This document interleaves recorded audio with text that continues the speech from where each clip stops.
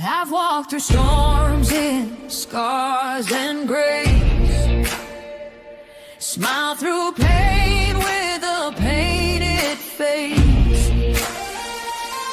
They called me too loud, too much, too strong, but honey, that's the reason I belong. Every scar's a scripture, every tear's a hymn. I found my worth where the light grew dim. They tried to break me, but here's a twist. I turned my pain into a clenched fist. I'm an unbreakable woman, born of fire and pearl. I shine like grace in a reckless world.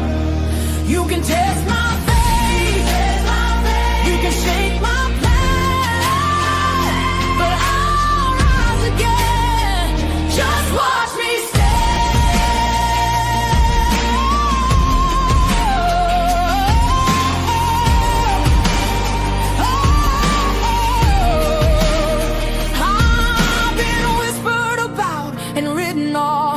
judged by the gloss, not the cause. But God don't build weak hearts from gold. He made me fierce and he made me bold. I bend, I pray, I roar, I rise with mascara, tears and battle cries. Don't need your crown, I forge my own. From ashes, honey, I build my throne. I'm an unbreakable soul, dressed in truth and pearls. The fire don't scare me, it lights my world. You can doubt my voice, but you'll hear my name. I'm holy and hood, and I'm done with shame. For everyone called too much, too loud, too real. You're not to anything. You're exactly what power looks like. I'm an unbreakable soul, through the fight and flame. My scars are stories, my strength, my faith. Faith in my heart, fire in my curls, forever divine.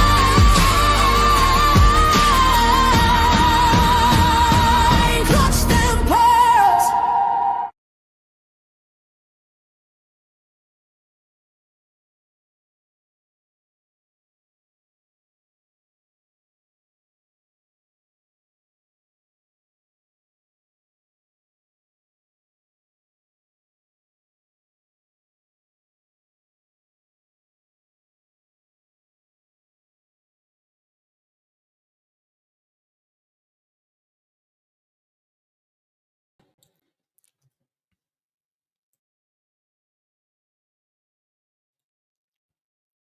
Well, hello, everyone. Thank you so much for joining me. Really do appreciate your time. You could have chosen to be anywhere on YouTube. You have a lot of options, anywhere on the internet, anywhere in the world, and you chose to be right here. And your time is very valuable, and I do appreciate you spending some time with me. Today is November 29th, 2025. It is currently 8:05 p.m. on the East Coast of the United States. Bonjour.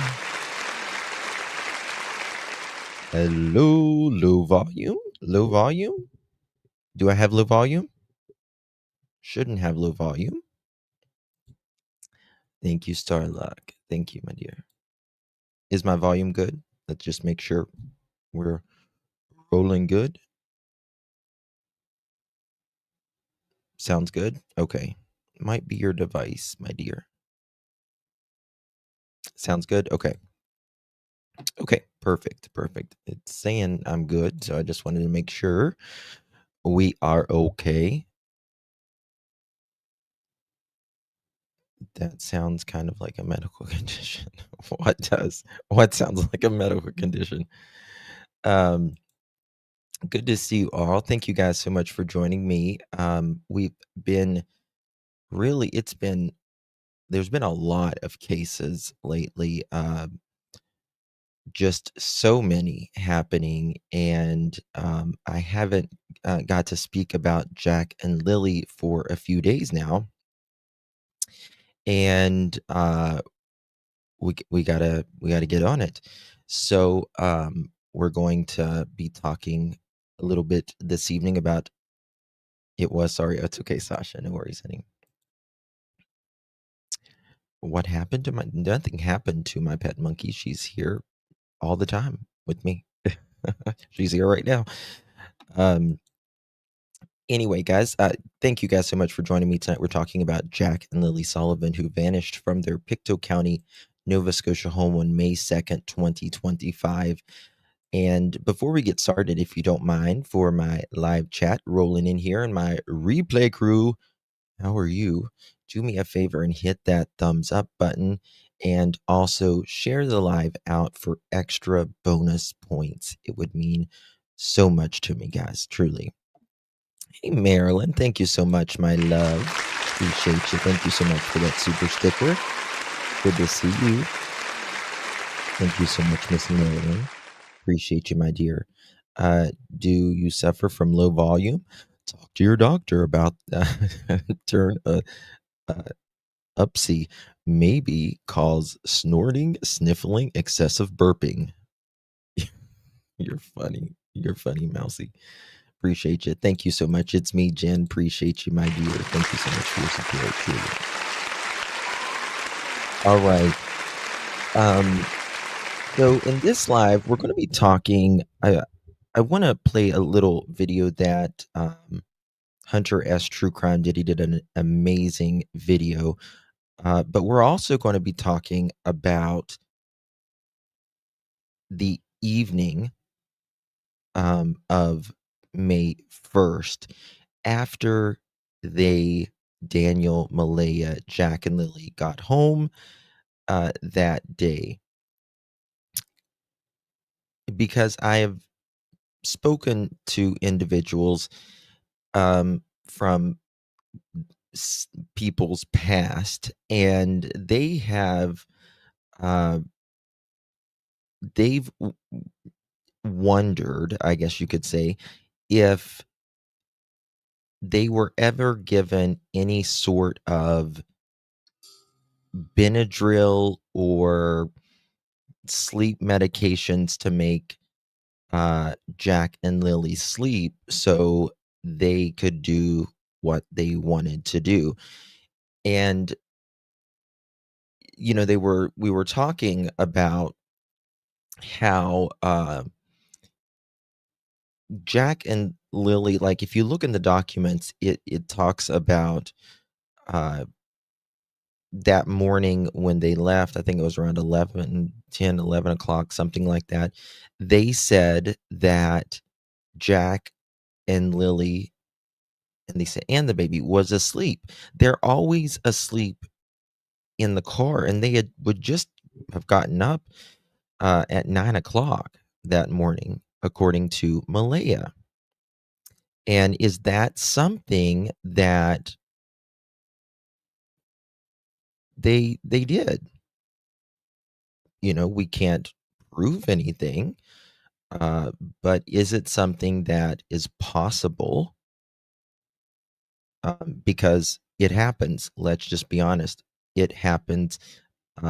Remember Casey Anthony, how she allegedly gave Kaylee medicine so she could party, right? And if, Daniel and Malehya wanted to do what they wanted to do inside their house, they didn't want kids bothering them or whatever. It's very, very, very possible. Thank you, hey, Lakeside. Thank you, baby. Appreciate you very much. So good to see you. Appreciate you, my dear. Thank you so much for your support, Lakeside. Means so much to me, my friend. Good to see you. How you doing, darling? Hey, Charlotte. Thank you, baby. Appreciate you. Very kind of you. Hopefully you and yours are well as Lakeside. Appreciate you, my dear. Oh, thank you, Christine. Thank you, love. Y'all very kind to me. Appreciate that very, very much.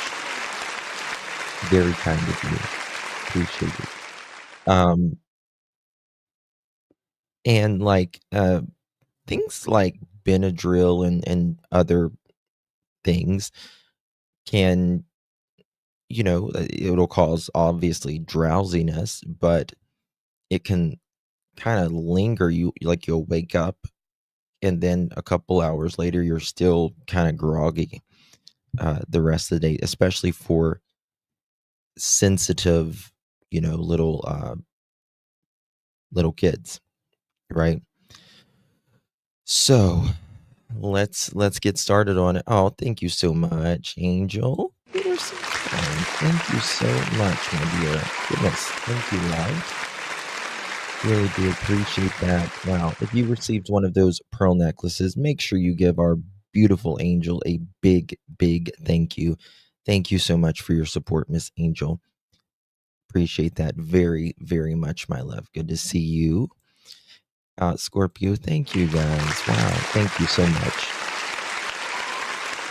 That's amazing. Thank you so much, Scorpio. Really do appreciate you for gifting that pearl necklace. If you received that pearl necklace, make sure you give our beloved Scorpio a big, big thank you. Appreciate you, my dear. Oh, wow. Lily, thank you. Thank you so much, honey. Thank you so much. Oh, amazing. Appreciate that very much. If you received that pearl necklace, make sure you thank our dear Lily for gifting that pearl necklace. Very kind of you, my dear. Appreciate that very much.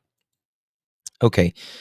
And then I want to go over some documents on just a few specific things that we're going to. What did I do, Justin? Goodness gracious! Hold on one second. Let me fix this so we don't. Oops, we don't get any commercials here. Guys, if y'all were just joining us, please make sure you hit that thumbs up button. Would greatly appreciate that. Guys, Hunter S. True Crime is, and I'm so glad to see his channel growing. I put in his comments the other day. He is so deserving. I always say I love his mind. He's got a very good memory and really knows how to put things together. And so I want to thank him for his relentless support in Jack and Lily and many other cases. And so his link is provided in the description always.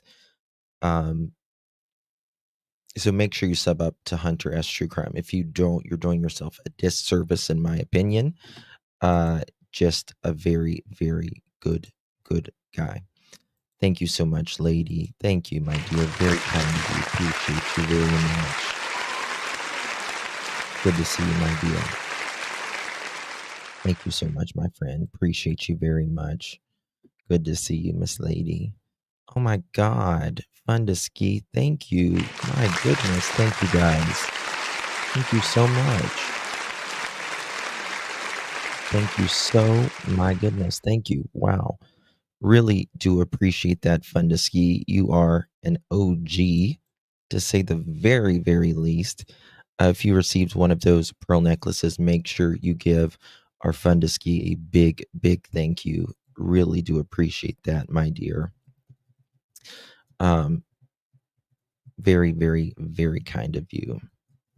Let me give him credit here also, because I like the viewer to be able, for a replay crew, to see exactly. And also for my replay crew, link is provided down in the description so you can sub up to Hunter S. True Crime. I cried watching Hunter's video. Yeah.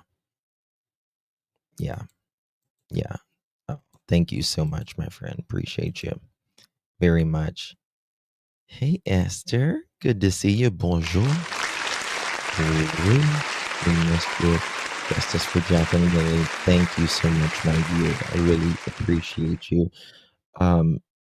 It's, oh my gosh, I feel like if we can get, we're finally on the brink. Well, it's already started in Michael Vaughn's case. I'm very good friends with Brandy and Tyler, the mother and the father of Michael Joseph Vaughn, who was stranger abducted in Fruitland, Idaho. It's kicking off there.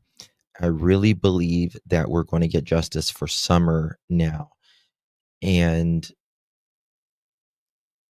I've been speaking to a lot of people on that. And I'm probably going to be going to Hawkins County soon as well. But then I really think we need to get justice for Jack and Lily, of course, and Sebastian Rogers. I think the hardest out of those two will probably be Sebastian Rogers. But I hope all of these babies get justice. They not that they deserve it. It's more than deserve. It is a right for every victim who has been wronged in any way, shape, or form, that they're to correct as much as we can on this earth what happened to them, and whoever did something to them needs to pay. They need to pay. And most of us just can't imagine how twisted some people are. You really can't, because we're just not around those type of people, right? I mean, it's one thing for an adult, someone to snap at an adult or whatever, but kids is a whole different story, man. It's a whole different story. So let's get it started, and then we're going to get on these documents as well. So let me show you a Hunter's channel right here. It's Hunter S True Crime, and I want to show you now. Some of these videos I have played before. I think I was the one that found Malehya's channel to begin with, whenever all of this was rolling out. And this is like a classic hairstyle of the kids of her era. That almost like, boys and girls kind of wore this. It's like kind of ish. Native. It's like make You would look at you I'm every going to play a little bit of here. So that was Malehya then, and then 7 years later.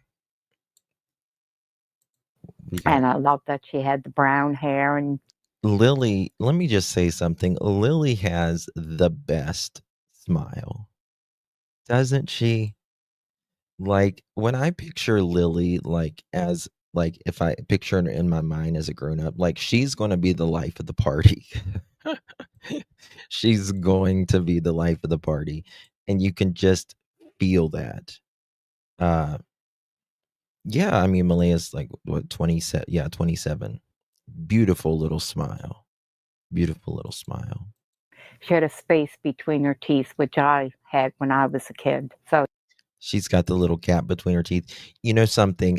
I had a gap between my teeth until I got them fixed. And I used to hate my gap between my teeth. Hey, Joyous, good to see you, honey. Anastasia, Linda, Jennifer, Lady, Passion, everyone, Marilyn.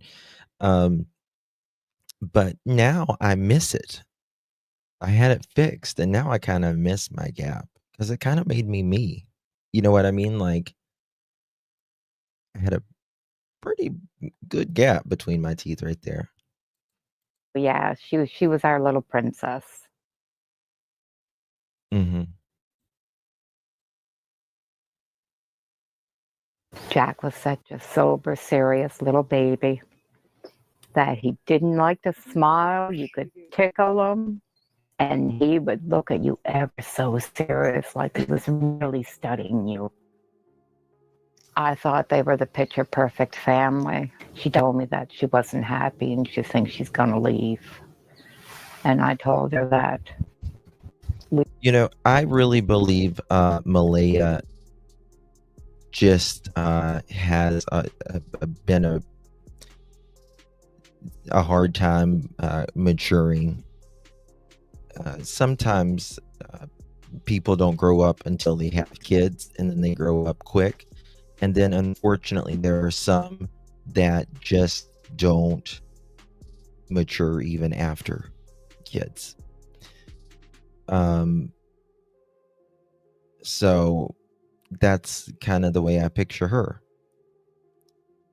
And I also think Malehya always thinks the grass is greener. I think it's very common for someone in their 20s.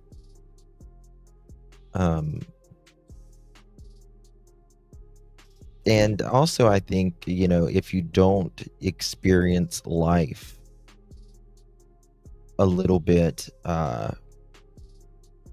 sow your oats, so to say, when you're younger, many times they will get times are different now, so they'll get in like a serious relationship in their 20s, and then they feel like they haven't lived or whatever. And you learn as you get older, the grass is not always greener on the other side. And if it is, it's usually watered with bullshit. He supported whatever she decides. That one good parent is way better than two broken ones. My son has been living here for 11 months now, and he does not have a criminal record whatsoever. And he has had nothing to do with the children for 3 years. I have, Malehya has just been, she's just been partying and living her best life. But, I know that there are people, in my opinion, that are free right now that knows where Jack and Lilly are. And there has to be immense pressure on these people, and they live in a jail, a prison within their hearts right now. They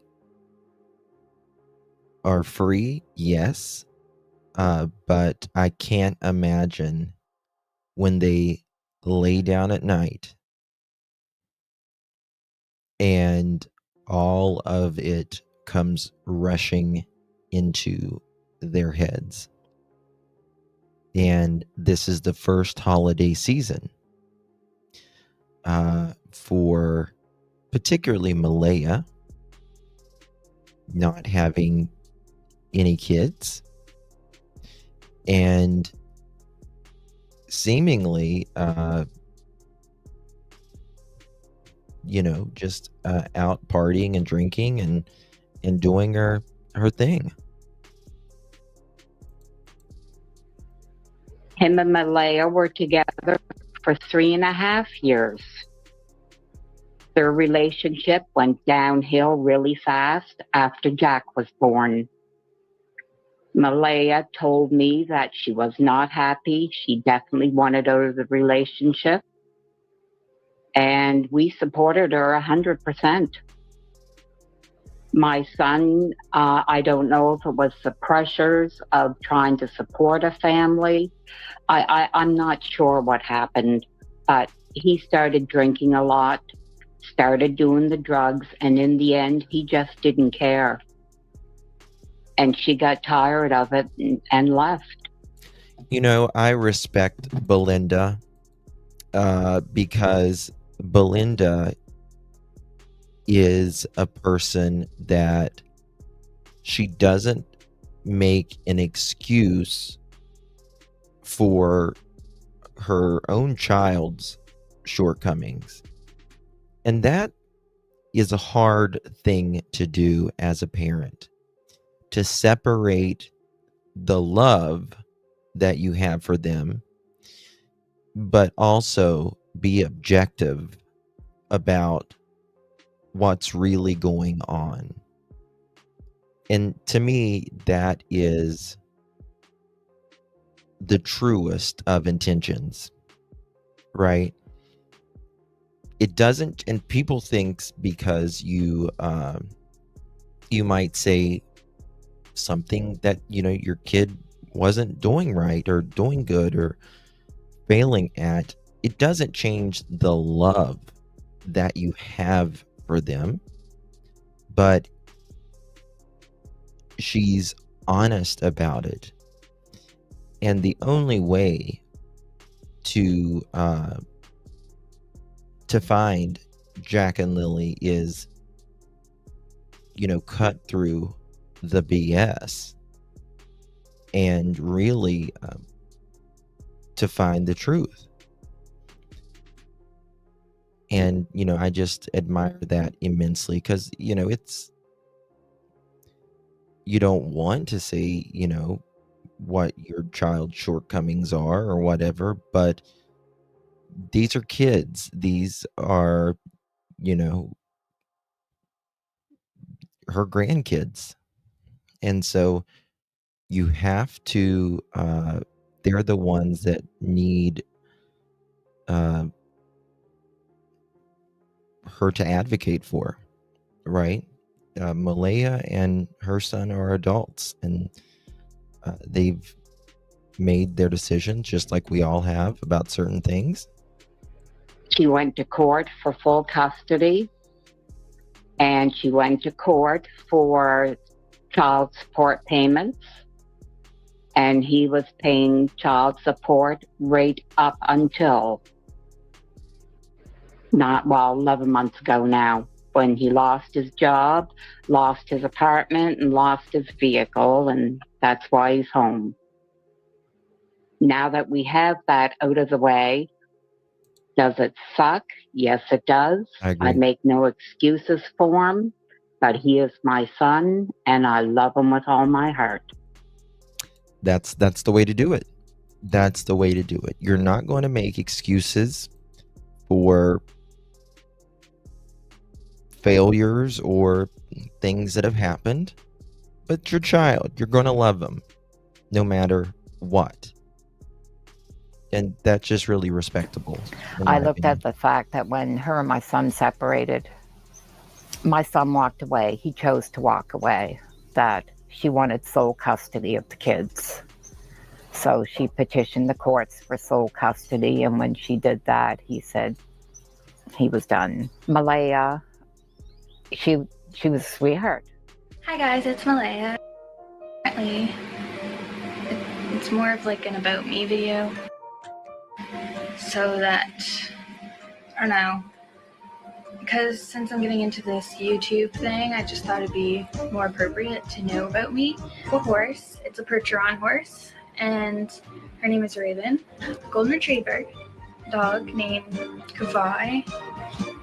I have a little Shih Tzu named Gabriella. She's really, she's something else. I'm going to Horseback fast ride, forward but I through had this. to. I can't stand Not music. really good. I When hate she music. broke up with Cody and was back at her mom's, it was about 6 to 7 months when she told me she's going to start dating again. And I told her I thought it was a wonderful Malehya, Cheryl, and her other. idea. And she had met somebody. She posted pictures of them.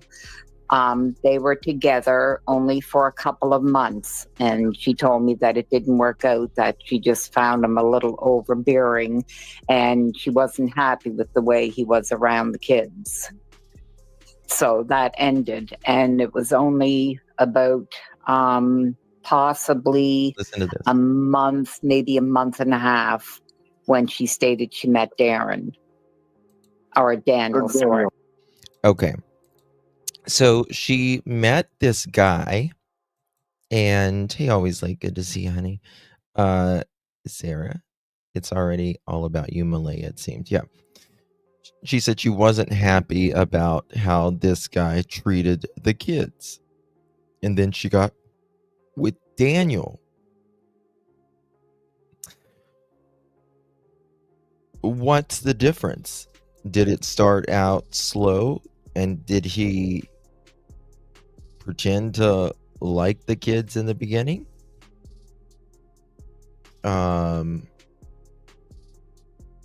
Or was it something else? She has a type. She does have a type. Yep. And I'll be honest with you. I think the guy that she's with now,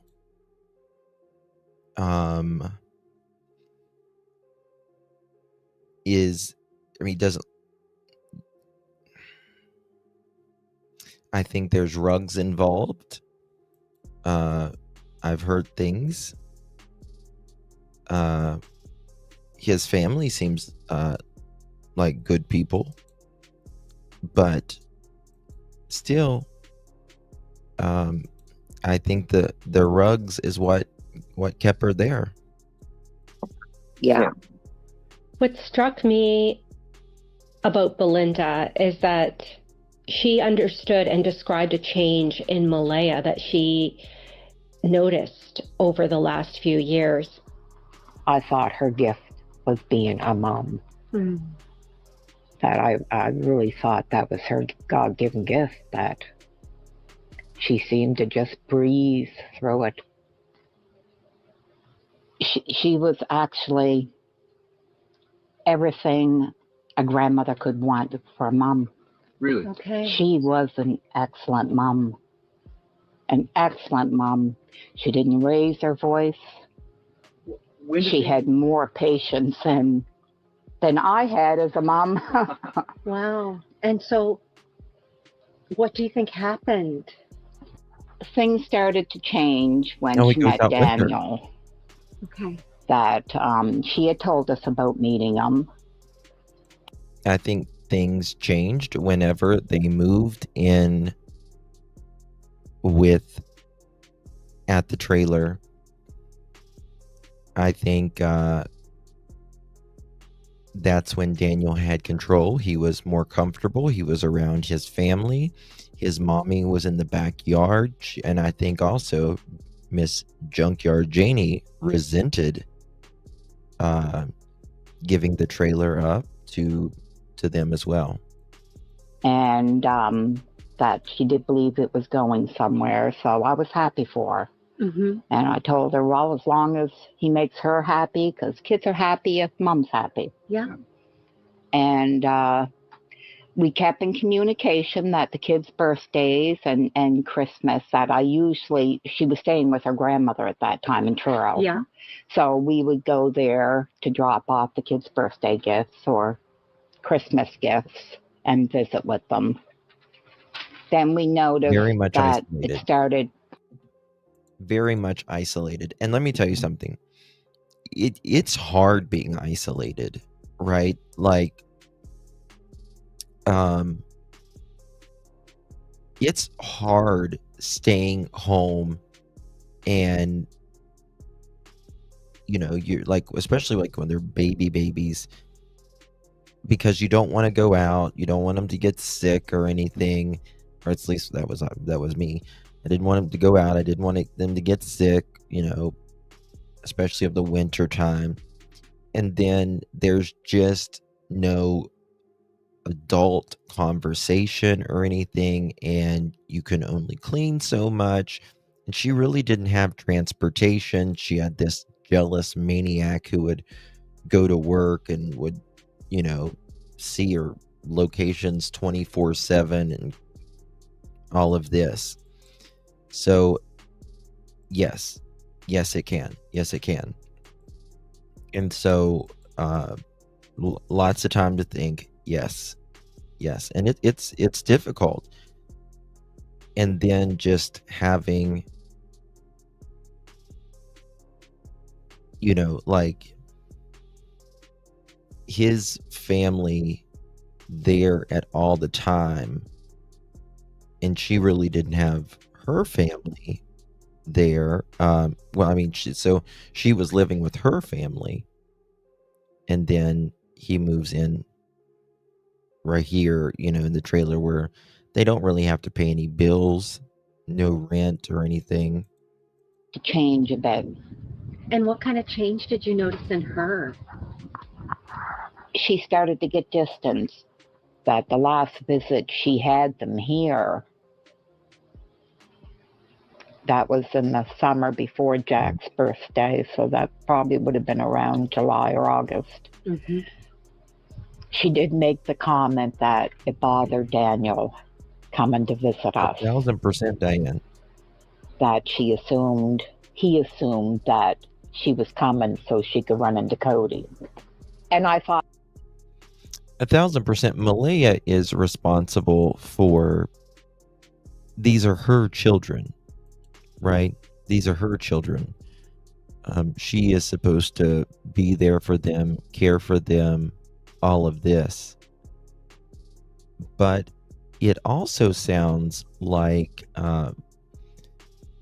Malehya, for some reason, was getting overwhelmed a lot with the kids, and probably because the kids, they didn't have any routines. There wasn't any balance at all in this house. I've heard from, Daniel always says, and I do believe him with this because I've heard other people mention it as well, that Malehya wouldn't take the kids to town unless she had someone with her, right? And it's like, yeah, it's overwhelming. It can be overwhelming at times, but also you can't let these things stop you. well, I mean, they're only young, so we made it clear that, look, if he's got a problem, bring him too. Do you think that the reason why you haven't seen them in the last 2 years is because of that? I do feel it's because of him. I do. I mean, Oh, it is. she was coming. Listen,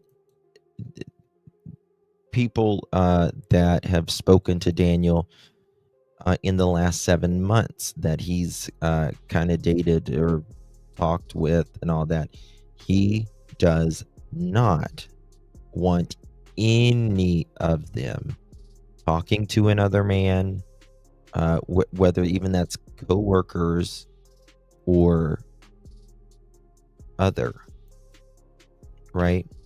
Nobody.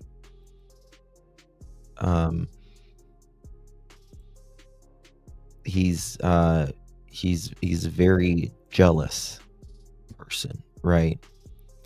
And hey, Sammy, good to see you. And that gets old real quick. Hey, Wolfie. All the time up until she got with him.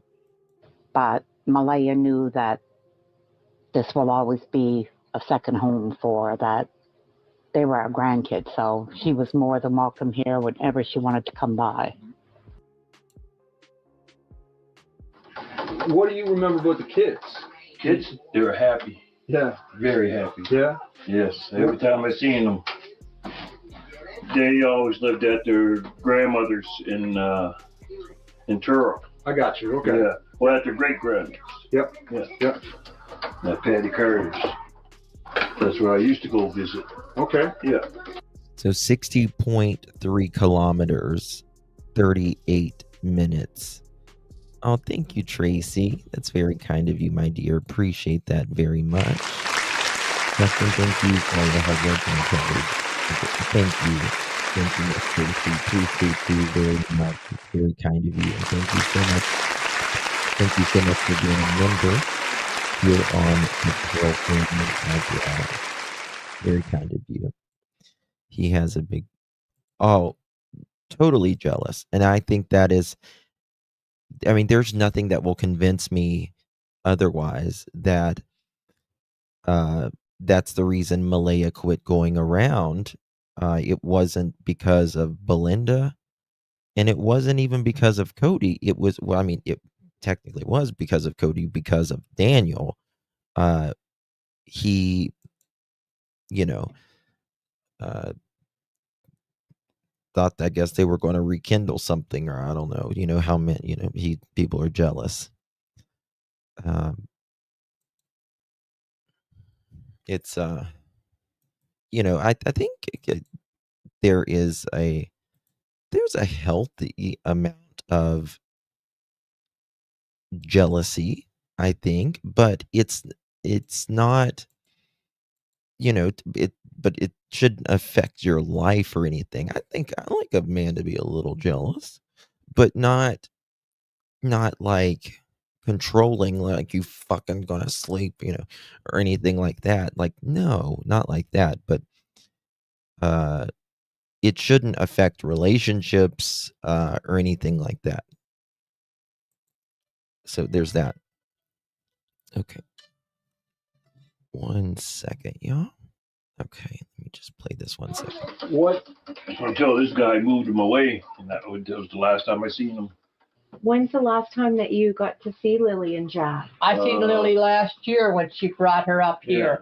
Yeah. Yes, the last time I seen Lily. Connie Brooks told us some interesting information. Malehya had been there to get her status card updated, so she is a member of the First Nation, and she visited her grandmother and other relatives, and her grandmother asked her about her relationship with Daniel Martell. She don't know, but I asked her, did he hurt you? She didn't really say he hurt her, but he held her down. He held her down and took her phone on her, and she couldn't talk. She couldn't allowed to use the phone. He was having her, I don't know what you call it, scared. She couldn't go anywhere, do anything, Connie said. That's what she told me, and that's what I told detectives. Oh, thank you, Miss Joyous. That's very kind of you. Thank you, love. Appreciate you very, very much, my love. Thank you, Miss Joyous. Very kind. If you received one of those pearl necklaces, make sure you thank our Mrs. Joyous for gifting one of those. Really, really do appreciate you. Thank you so very, very much, Miss Joyous. Appreciate that. Carolina, good to see you, love. Thank you so much for your support, my dear. Really do appreciate that. Thank you, Miss Carolina, as well. Appreciate you. What does MBM think military wives or wives that are widowed young? They take their children and care for them alone. Sometimes in other countries, I've seen someone on her military. Malehya had the opportunity to leave Daniel. She did. Worked 1 day a week. She absolutely did, Lily. And listen, it's one thing for Malehya to stay there whenever it would be just her. But when you have kids, you got to be there to protect them. She's not going to be out on the street no matter what. And she knows that. Malehya was not going to be out on the street. She's got family. She's got friends. All of that. But I think Malehya is a weak person. I do. I think she's just a very weak person. And I think she's extremely lazy as well. So there you go.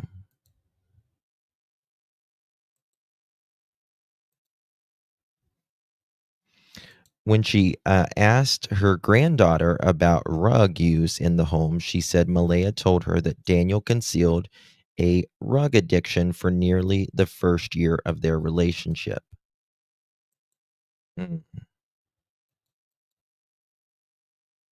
certainly the Mi'kmaq community has been involved in the search and providing legal assistance to their mother. So it is a part of the story.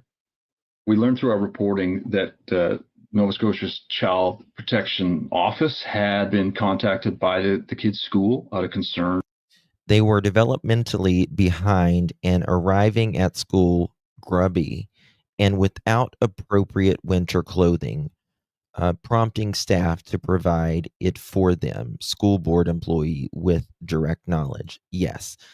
And not only that, they were also showing up with marks on them.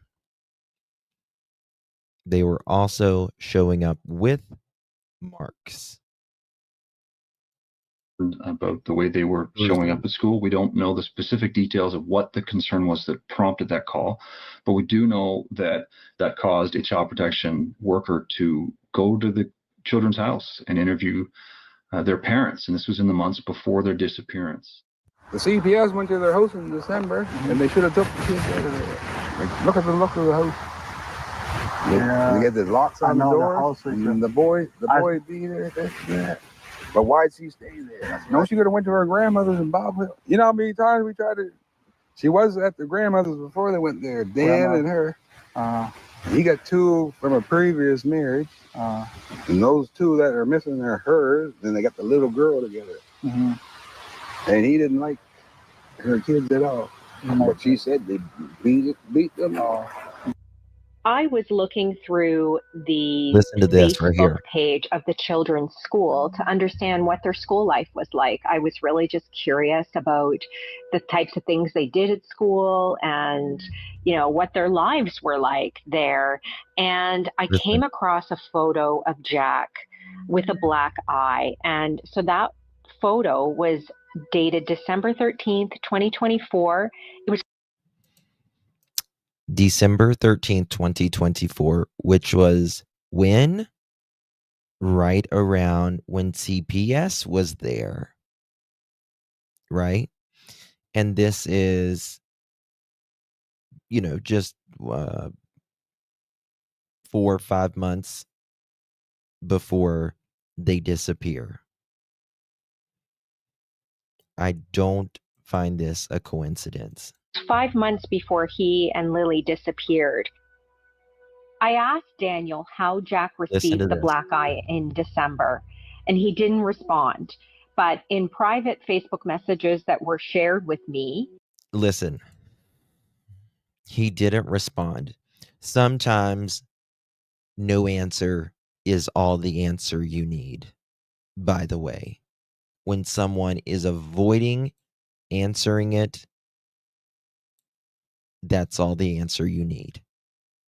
No answer is an answer, in my opinion. He acknowledged that Jack had many black eyes. He said Lilly even had a black eye when Jack and Lilly disappeared. This is what starts getting my blood boiling. Many black eyes. A 5. Hey, Charmaine, good to see you, baby. A black eye. Many black eyes. There is not a 4 and a 6-year-old that has had many black eyes without there being abuse. And also, we know that there's drugs in the home, right? And they're showing up to school. When they are showing up to school, they're showing up dirty, right? Unkept, no coats. You're in Canada. I can't imagine a kid not having a coat or the proper clothing. Right? And then you have the stepfather who is a lying sack of garbage as far as I'm concerned. He has been shown to lie ungodly amounts of times. So it has all of the components of the perfect storm of a child disappearing. It is the hallmark of a child or children disappearing. Not one child, two children here, actually. For one child of theirs to go missing is one thing. Two.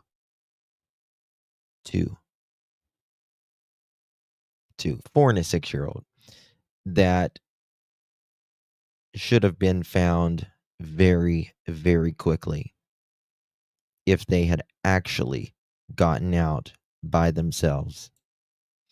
And suddenly they have dementia of Thursday night and certain things of Friday morning. From an incident that happened on May 1st, the day before the children went missing. He said a Tonka truck that she pushed down on swung up and hit her in the face. But the most of the black eyes were probably from Lilly because, and I don't want to say 100% because Jack was really clumsy too. You're a fucking psychopath, Daniel. You're a psychopath, in my opinion. Saying that these kids are really clumsy and all this bullshit. You know better. That's a classic. Clumsy. Do you know what it takes to actually get a black eye? It takes a lot of force to go against your eye and your skin enough to break blood vessels. Now think about that. Enough to break blood vessels. Your blood vessels are actually really strong and really pliable. Think, we move all the time and our blood vessels are not breaking because they're meant to move. We are meant to move and our blood vessels don't bust. I can do this and I'm not going to get a bruise. It takes a lot of pressure for you to be bruised under your eye. But they're just clumsy. Maybe you're just a fucking animal, Daniel, in my opinion. Maybe that's what it is. Maybe you're just an animal.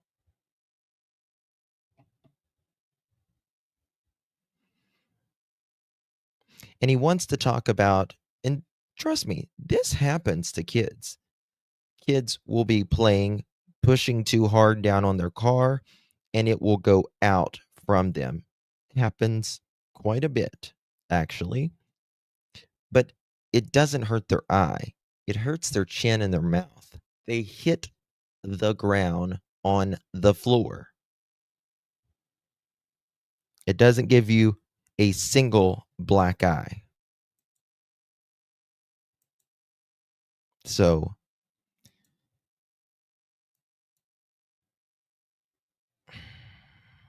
I don't know how he lives with himself. The way that I guess he does it to, I mean, no wonder he has to smoke the rocks, in my opinion, to make him forget about the fuckery that he has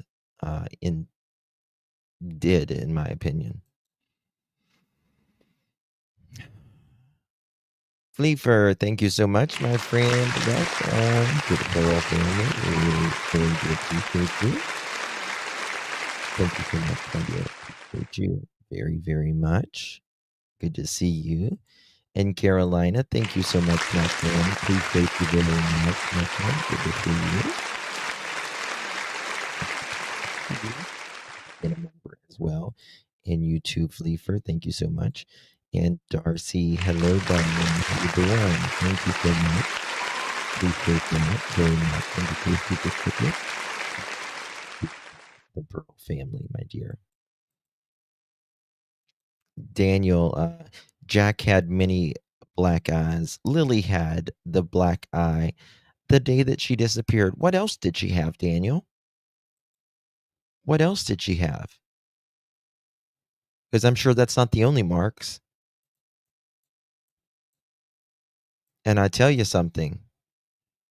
What I hope the RCMP is doing, I hope the RCMP is looking at the videos at the Dollarama and checking to see if Lily had a black eye there.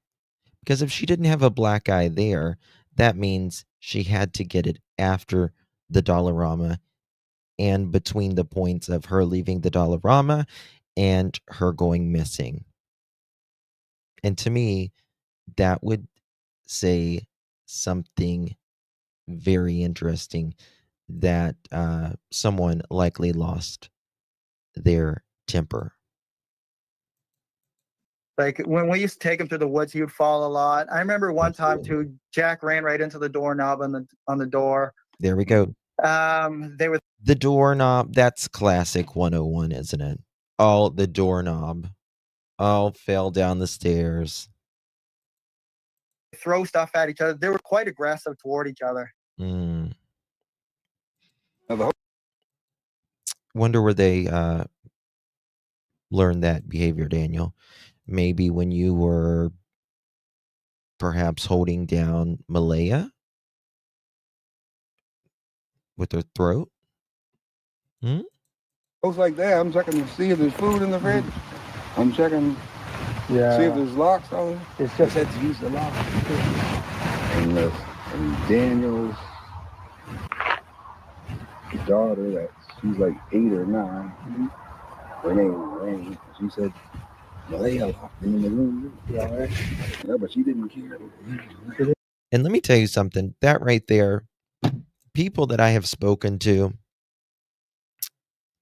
and I've actually shown you guys some text messages, they say that every time people from their past say that they were always locking someone in their room.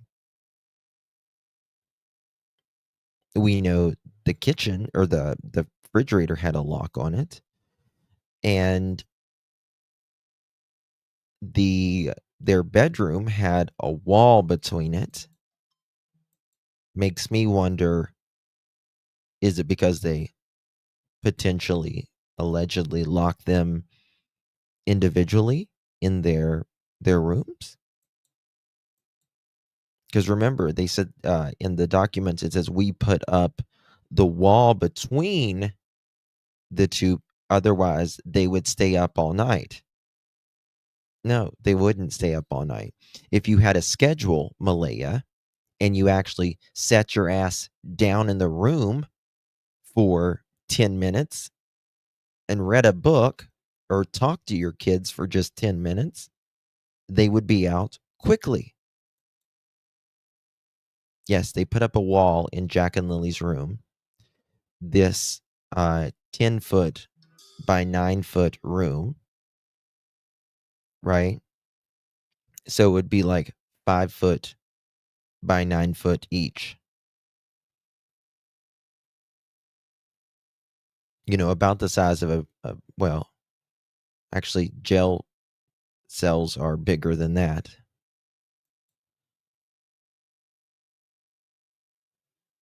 Like, my kids were little, I had this little, like, gliding recliner. It was so comfortable, that thing was. And I would sit in their room, read him a bedtime story, or just talk to him for a few minutes, and they would be out.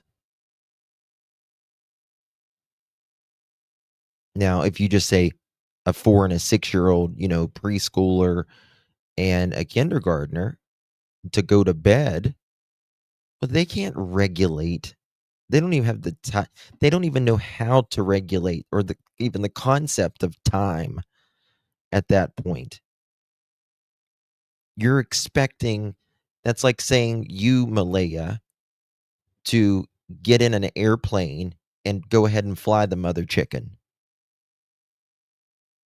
You don't know what to do with it. You don't know where to begin. They can't regulate themselves to go to bed like that. Kids will go and go and go until they literally just pass out from being tired. You know, it's just a shame. It's really just a shame. Truly. Hey, PGH. Good to see you, babe. Thank you for 5 months. Really do appreciate you, my dear. So glad to be a pro. I absolutely love this community. Best group on YouTube, in my opinion. Keep doing what you're doing. Thank you so much, PGH. We love and adore you and so appreciative of you being here, my dear. Thank you so very much. Yes, it's very important. And this is the thing. You know, we make a set bedtimes for kids, but it is just as important for us, the parents. It is just as important. We all need that routine. And I'm telling you, once they get older, you don't have to tell them to go to bed. They go to bed. They know what time it is. They go to bed. And routine and discipline, healthy discipline, is a beautiful thing for the child, for the parent, for everybody.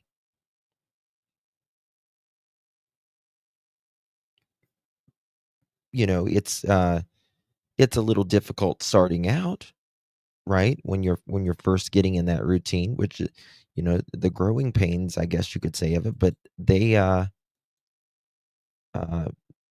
were just freaking lazy. Just no other way around it. Thank you so much.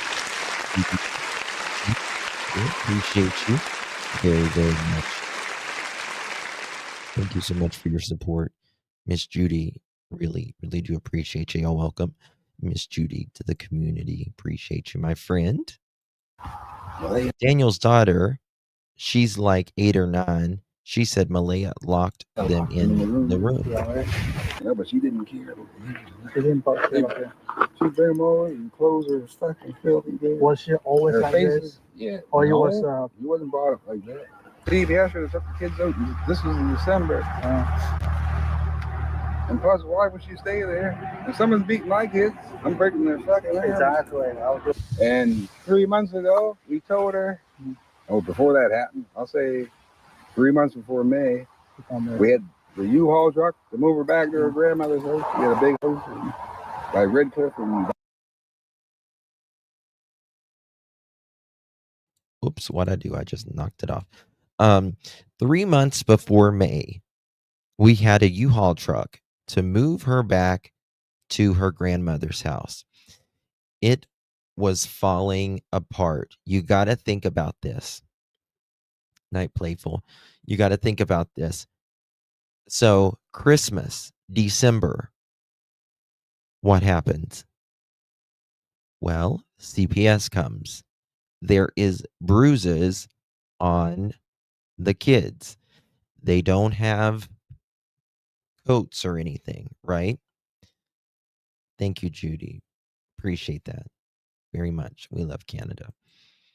Now think about this. In January, Malehya must have started getting a little bit of common sense. Hopefully but then she backed out.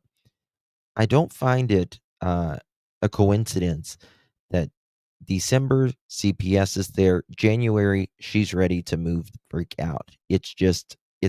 She's done. She's done. And he says they got him a U-Haul, all that. But then she backs out. She backs out. Whether Daniel convinced her or she convinced herself, or a combination of both. And then February goes by, right? March goes by, April goes by, and Cheese gets her car. She gets it legal a day or two before the kids go missing, and then the kids go missing.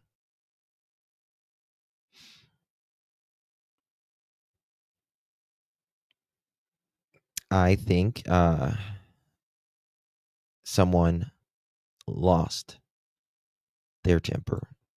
Out of here. The day before, no, I'm not moving. Yeah. Why you want to stay here? There's rats in the walls. Exactly. I think that's like many times. After seeing the place, seeing the condition of the home, it was like the total opposite of what I knew of Malehya. She was always clean, very clean about herself, about the kids, about her home. This home looked more like a camp, but it was very unkempt. I was pretty surprised. And I went in to see Malehya again. I assumed she was in shock. She was very, very non-emotional, very just. Mama Susu to the office, please. Mama Susu to the office, please. We need for Mama Susu. Uh-oh. Flat monotone, but Malehya's very soft-spoken anyway. That she's not. Yes, rats in the walls. That is correct. Yes. Yep, rats. Yep. Mm-hmm. Rats. I mean, first of all, so the way that they live with all the junk and the stuff around them, that's going to attract rats and mice. If you have chickens or anything like that, you constantly have to make sure, because the mice and the rats in the wild, they want to get to the feed constantly. So there's that. And then there's that swamp right by their house, right? Which rats and mice and stuff will go to. So if you've got, they had these big piles of trash everywhere inside their house, outside of their house, all of that. It's just, nature does its thing if you don't fix it. That's just the way it is. Wendy, thank you so much, my friend. Really, really do appreciate your love. Thank you for gifting a pearl necklace. Thank you so much, my friend. Good to see you. If you received that pearl necklace, make sure you give our beautiful Wendy a big, big thank you. Really do appreciate that, Wendy. Hello, Little Red. Good to see you, hon. More of a clue, she was leaving and all their clothes to think he got upset, not her. So many, yes, so many rodents.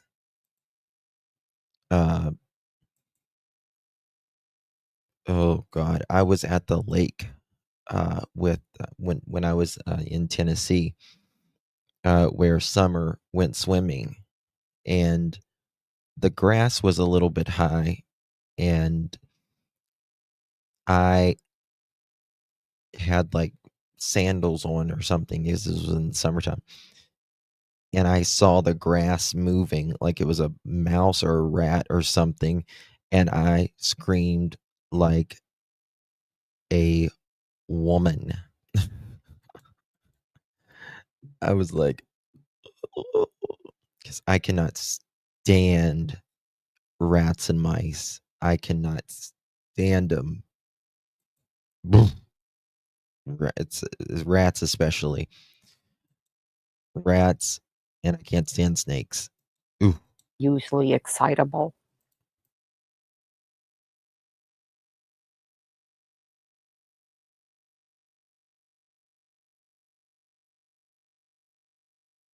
Okay, May 2nd at 6:15 a.m., Malehya marked Lily and Jack out sick for school. At 8:28 a.m., Malehya made an unanswered call to her mom, Cindy.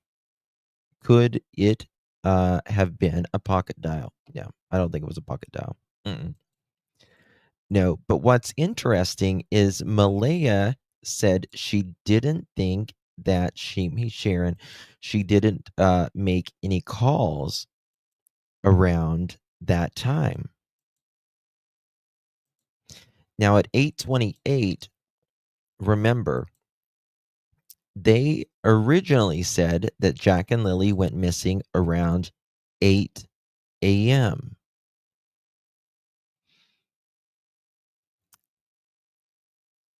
Yeah, here's the document. On May 2nd, 2025, there was a missed call from Malehya at 8:28 a.m.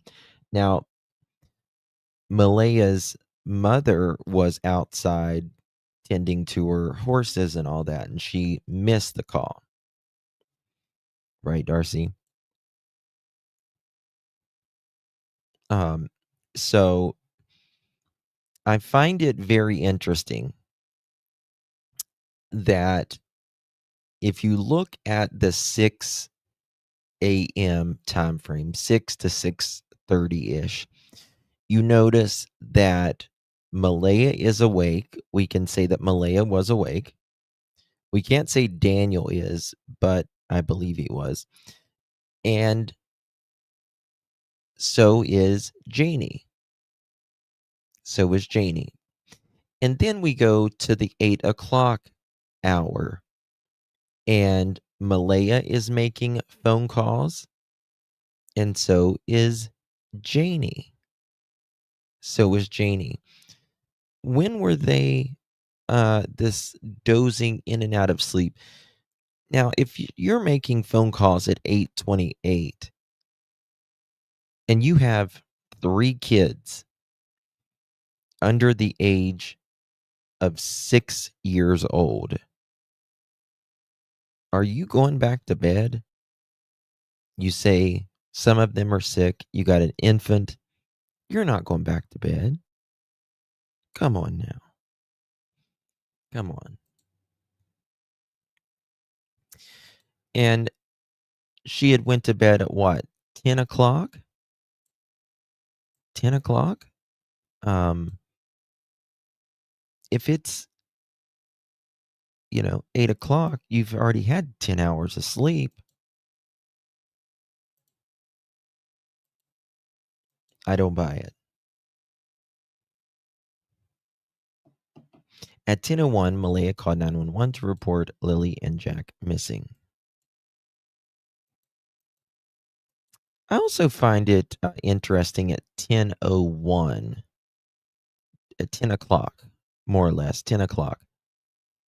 Okay, we'll wait till 10 o'clock before we call. It wasn't, 10:07 or 10:24 or 10:36. Almost 10 o'clock on the dot. That could be, a coincidence, but I don't think it is, in my opinion. That morning, Malehya messaged Belinda. I never thought they would run off on me like that, she wrote. I'm so distraught. Crazy Buck coming in clutch at 8 months. How you doing, buddy? Please, Crazy Buck.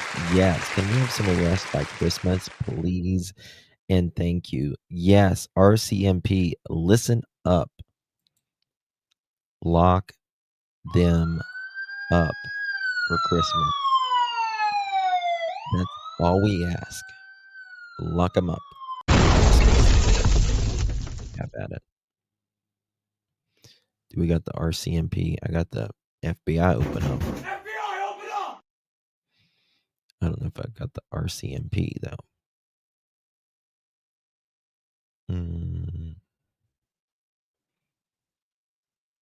Yeah, I don't think I got the RCMP one right now. I was looking for it. But I agree. Thank you so much for 8 months, my dear. Hours later, Malehya floated the idea that Jack and Lilly were abducted. Many are suspecting that they were picked up by somebody, she texted Belinda, because there is no trace of them or Lily's backpack. Interesting words right there, right? Or Lily's backpack. What about Jack's diaper? What about articles of clothing? All of that. Many are suspecting they were picked up. Who was suspecting that, Malehya, other than you and Daniel?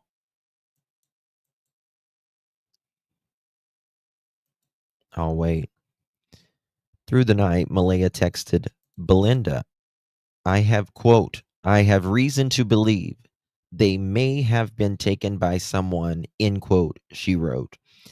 They should have found them by now if they were in the woods. And I sort of agree with Malehya on this, but I don't agree that it was this rando person who just picks up 2 kids in Pictou County, Nova Scotia. I believe it was someone on that property, and you know all about it as well, Malehya. And I believe you have reason to believe that as well. Like you say, I have reason to believe. I bet you do, girl. Malehya gave 2 statements to the RCMP the first day, and while Daniel fell asleep early the first night that Jack and Lilly were missing, Malehya said she was awake until 3 a.m. When I found out that they were missing, I thought they were lost in the woods. I thought they were lost in the woods right up until we went there Saturday morning.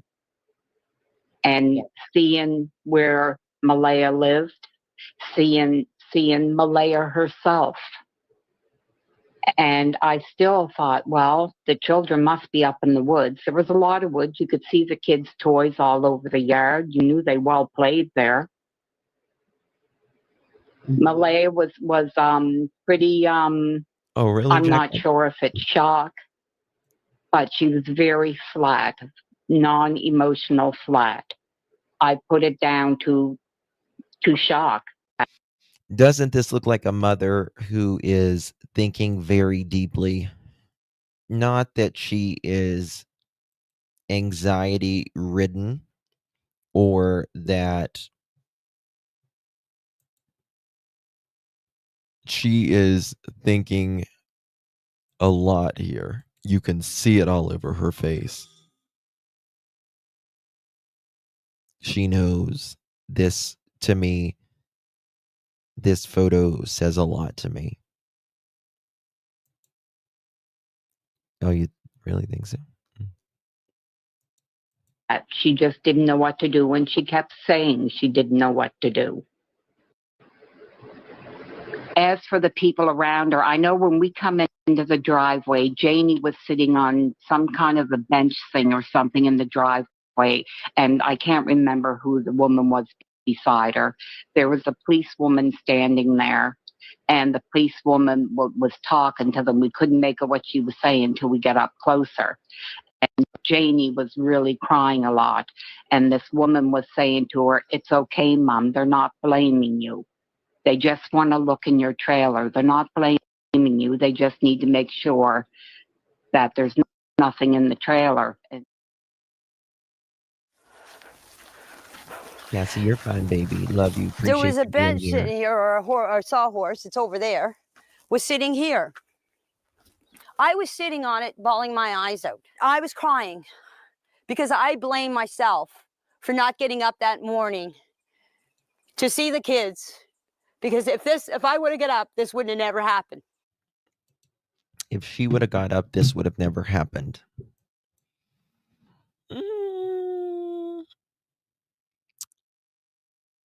You know, in the documents, they say if the kids got out, even though they said the kids never got out, but they said if the kids got out, they would, Janie would always tell them, "Hey, missing PNW, I need to call you. I was thinking about you today." Yes, the CEO of Timu. Word to the mother. Janie would always call the kids, call Malehya or Daniel, and say that that the kids were out. Now, why, if that is true, why didn't she do it that morning? She said she thought Daniel was with them. What changed? How would she think Daniel was with them? I did PNW. Hopefully you did too, my love. What would have made her think that Daniel was with them that morning? Because we are people of habit. If she always calls when the kids are out, she would have looked outside when she heard them and made a call. But she says she didn't see them that morning. She just heard them. How convenient. Okay? That's why I was crying. I was bawling my eyes out. Look, my eyes are down there. I was bawling. I was swiping my Timu games, smoking my Pall Malls, and Justin did not want to see me cry. Okay? I am his mother. You might as well just get over it. Justin was crying. I was crying. Daniel, he was out of his fucking head that day. And, yeah, I was crying because I lost my Timu game. So I was smoking my cigarettes and sorting the corn out for the chickens, I said cracked corn, and Daniel said, "What? You give the chickens cracked corn?" Crack corn. Daniel, I said crack corn, not crack, honey. Good God. What is wrong with you, Daniel? You hear the word crack and you think it's something else. She went on to say that there was nothing in the trailer. She didn't want them around her dog. And the policewoman told her that she was impeding an investigation and she would have to get a search warrant. And then I thought, well, we'll just continue on into the trailer. When I walked into the trailer, we went in through the front door where it's a little porch there on the front. We went in through that door. And you walk right into the kitchen area. The table's right across from the door. The living room is off to the right. There's a wood stove. It's not quite in the middle of the living room floor, but it juts out in the living room floor a fair bit. Hold on one second. Let me just help you out here. Thank you, No 9723.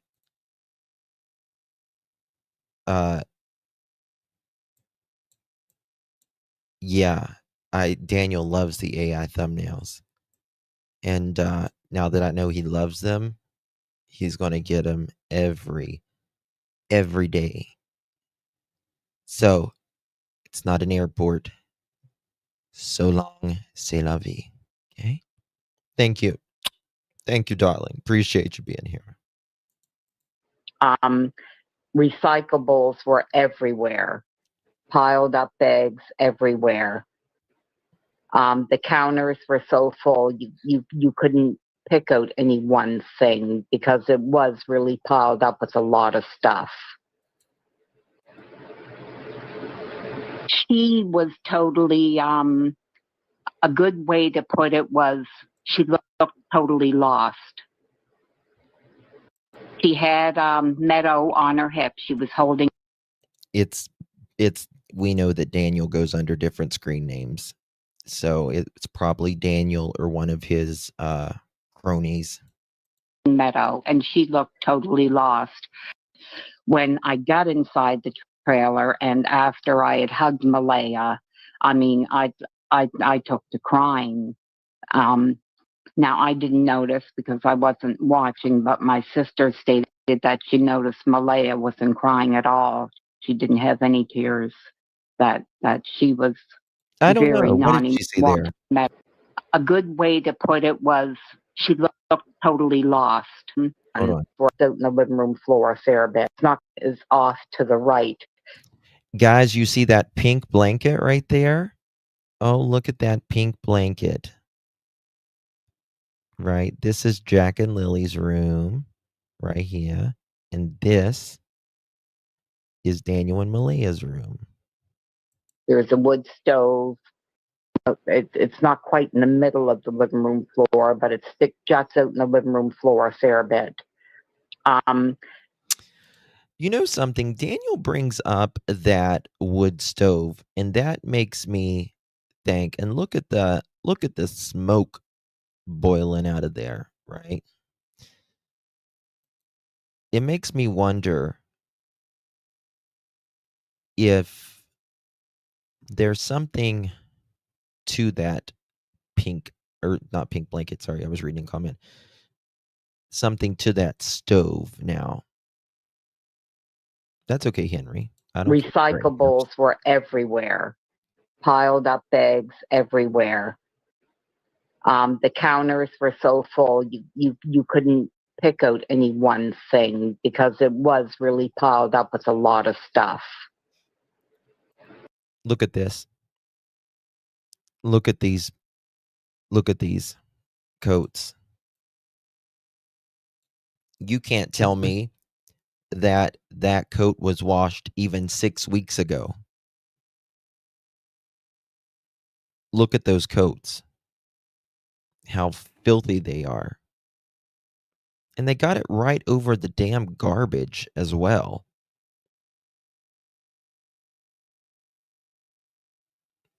Like, that's going to make them stink. No, they didn't have a washer or dryer. They didn't have any bills either, other than an electric bill.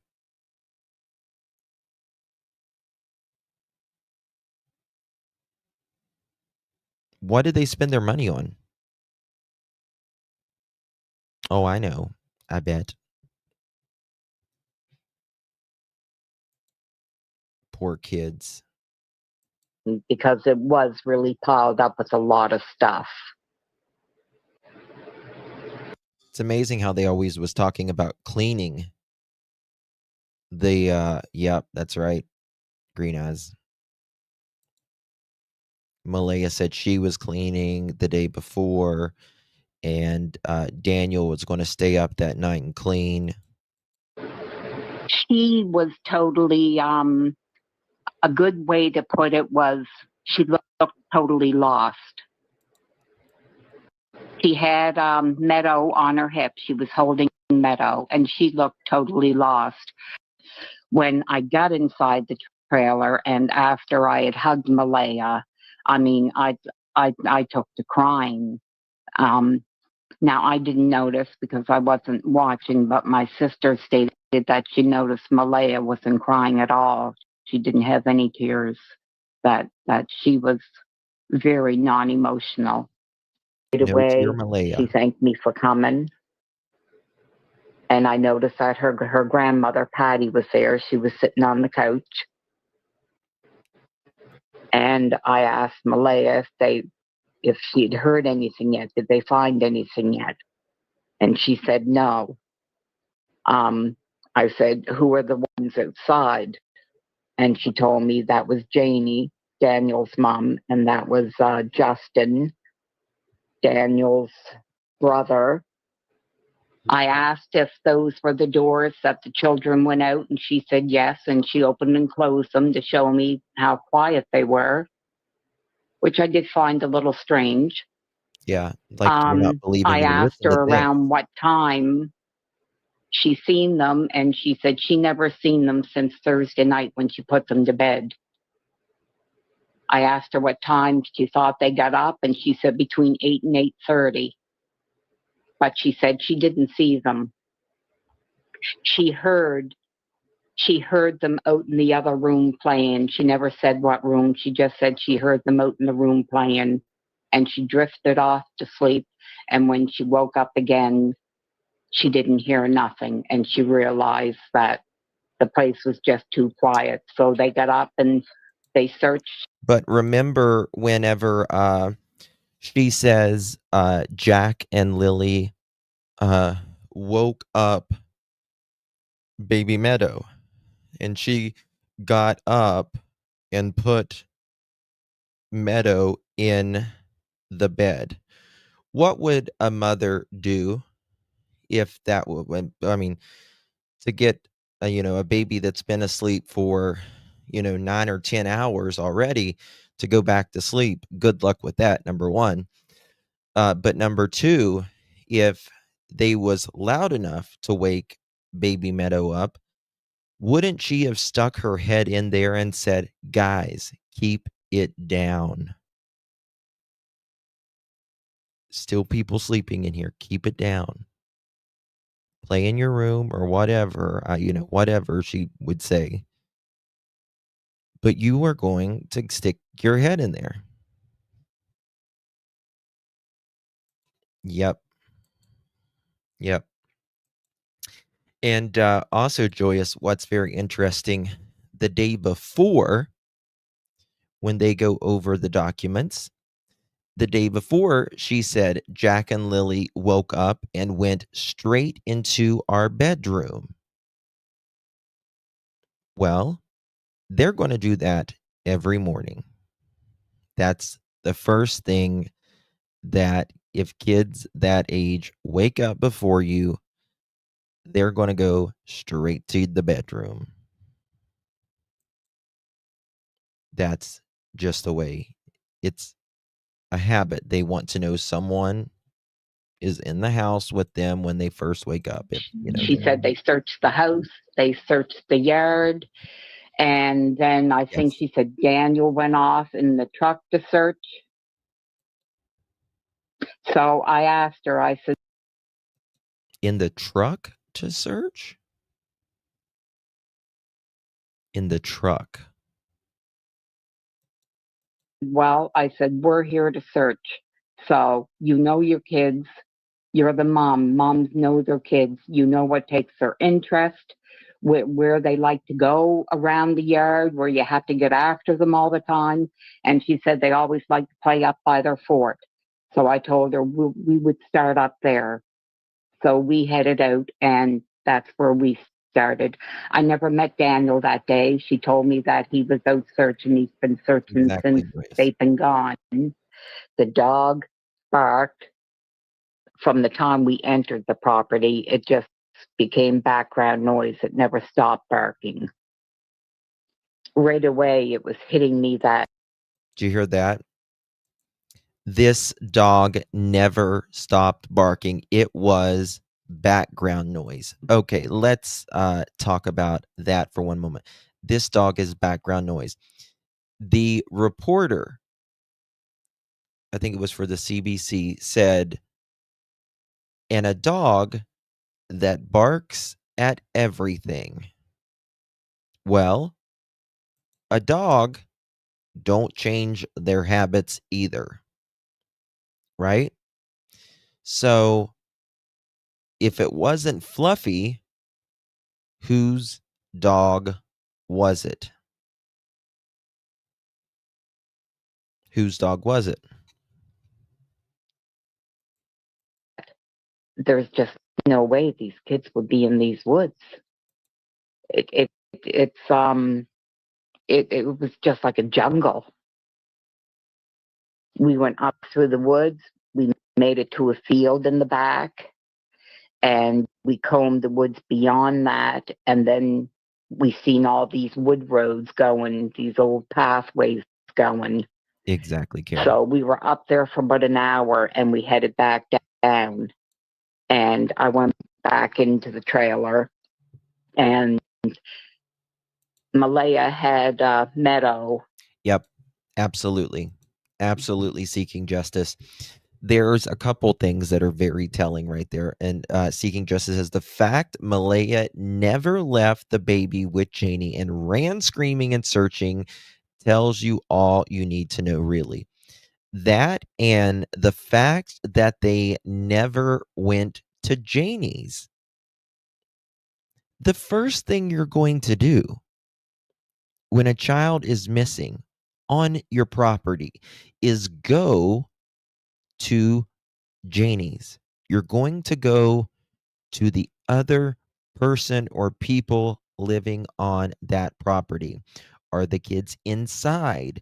Did you see the kids? Did you hear that's the first thing you're going to do. You don't hear them about checking the outbuildings, checking the chicken coop, anything like this. It's that they're gone immediately. They went into the woods. And then later on that day, I have reason to believe, she says, these children were abducted. Bull.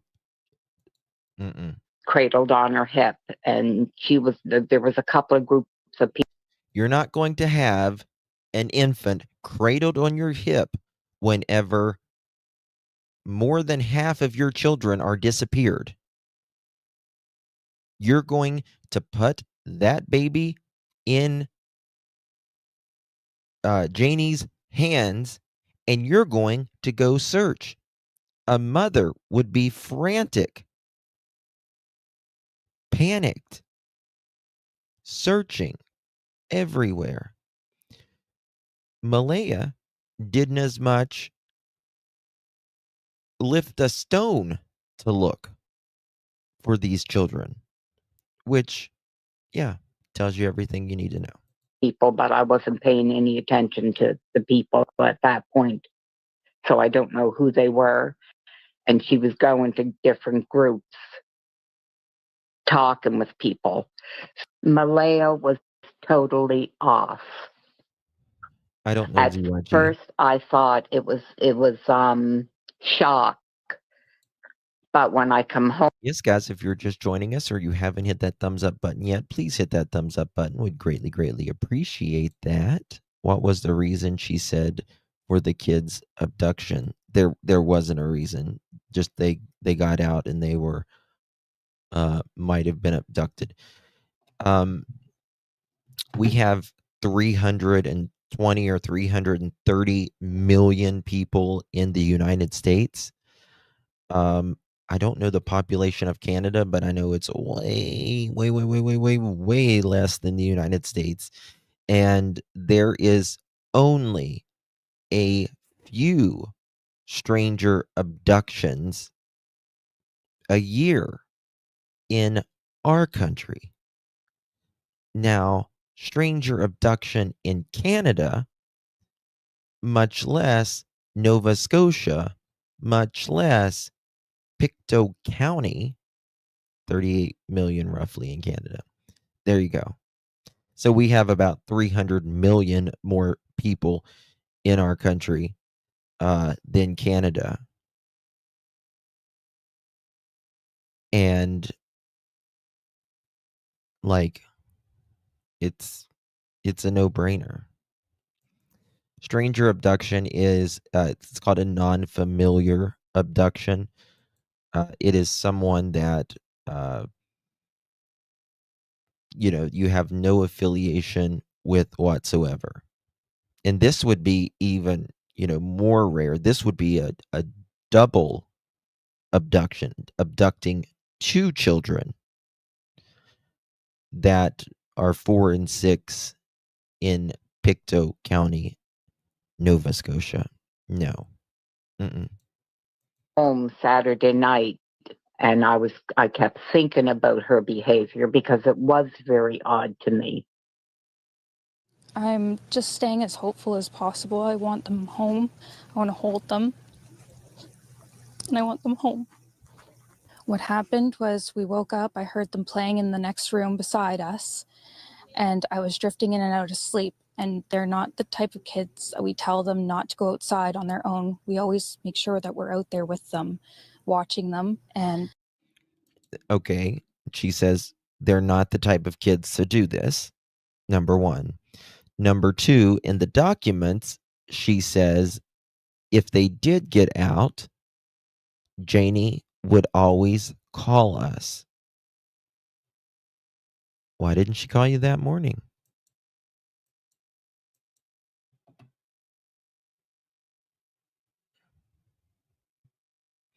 Why didn't she call you that morning? they happen to just get out that sliding door and we can't hear it when it opens. And they were outside playing, but we weren't aware of it at the time. And the next thing we knew, it was quiet.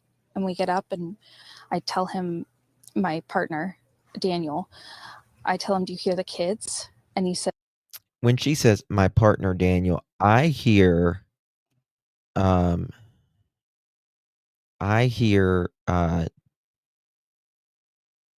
don't know if the word is disgust or I hear something. As you hear it? It was quiet, and we get up and I tell him, my partner, Daniel, I tell him, do you hear the... What's your face? I tell him, my partner, Daniel,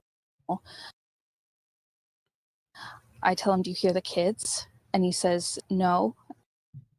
And then when I woke up, Malehya was right beside me. She was still asleep. And I said, I don't hear Lilly and Jack. So I jumped straight up out of bed. They have the total opposite story. Malehya says she was asleep. Or Malehya says Daniel was asleep. Daniel says she was asleep. Daniel says they wake up at the same time. Just, their souls are so inclined to wake up at the same time. And Malehya says she asked Daniel, do you hear the kids? She starts out like the West with a line by line. Yep. List. Yep. Silence is never a good thing when you have kids. Because they're getting into something. And we get up instantly. We're looking outside. We're looking everywhere, yelling for them. And I instantly just call 911. I just had the instinct I needed to call. They're both really go-lucky children. They're so sweet. They talk to anyone. They'll talk your ear off. They will speak to anyone in a store. Everyone. Now, I'm not an expert in autism, but if they were autistic, like Malehya says, when she saw her mom, I told you they were autistic. Would they be talking people's ear off, strangers?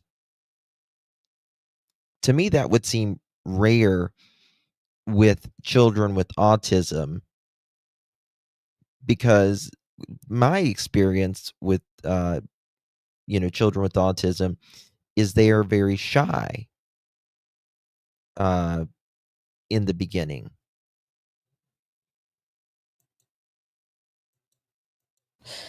They're just extremely sweet kids. I appreciate the of course huge search effort going on right now, but we've been pushing for an Amber Alert, which hasn't been issued. Not just that they could possibly be abducted, which it is a possibility. That's always been my experience. I mean, it is a massive spectrum, but I just don't see Jack and Lilly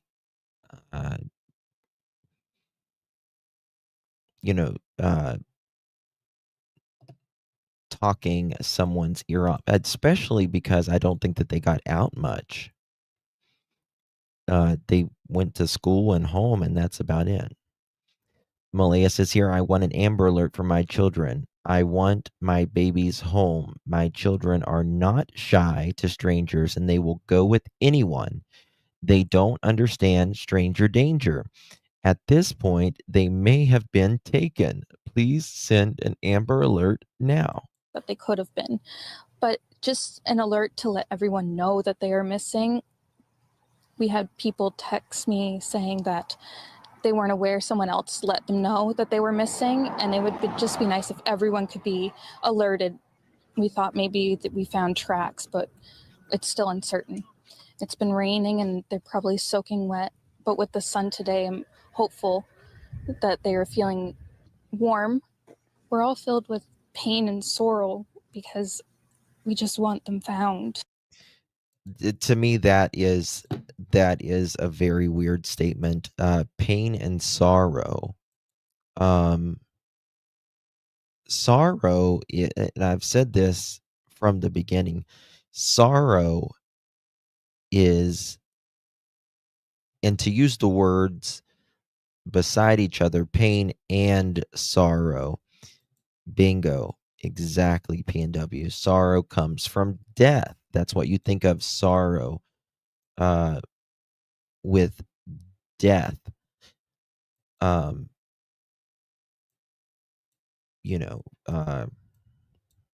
We are scared. That's a word you could use. We are frightened. We are confused. Things like that. But yeah, it's like a sympathy card. Yeah.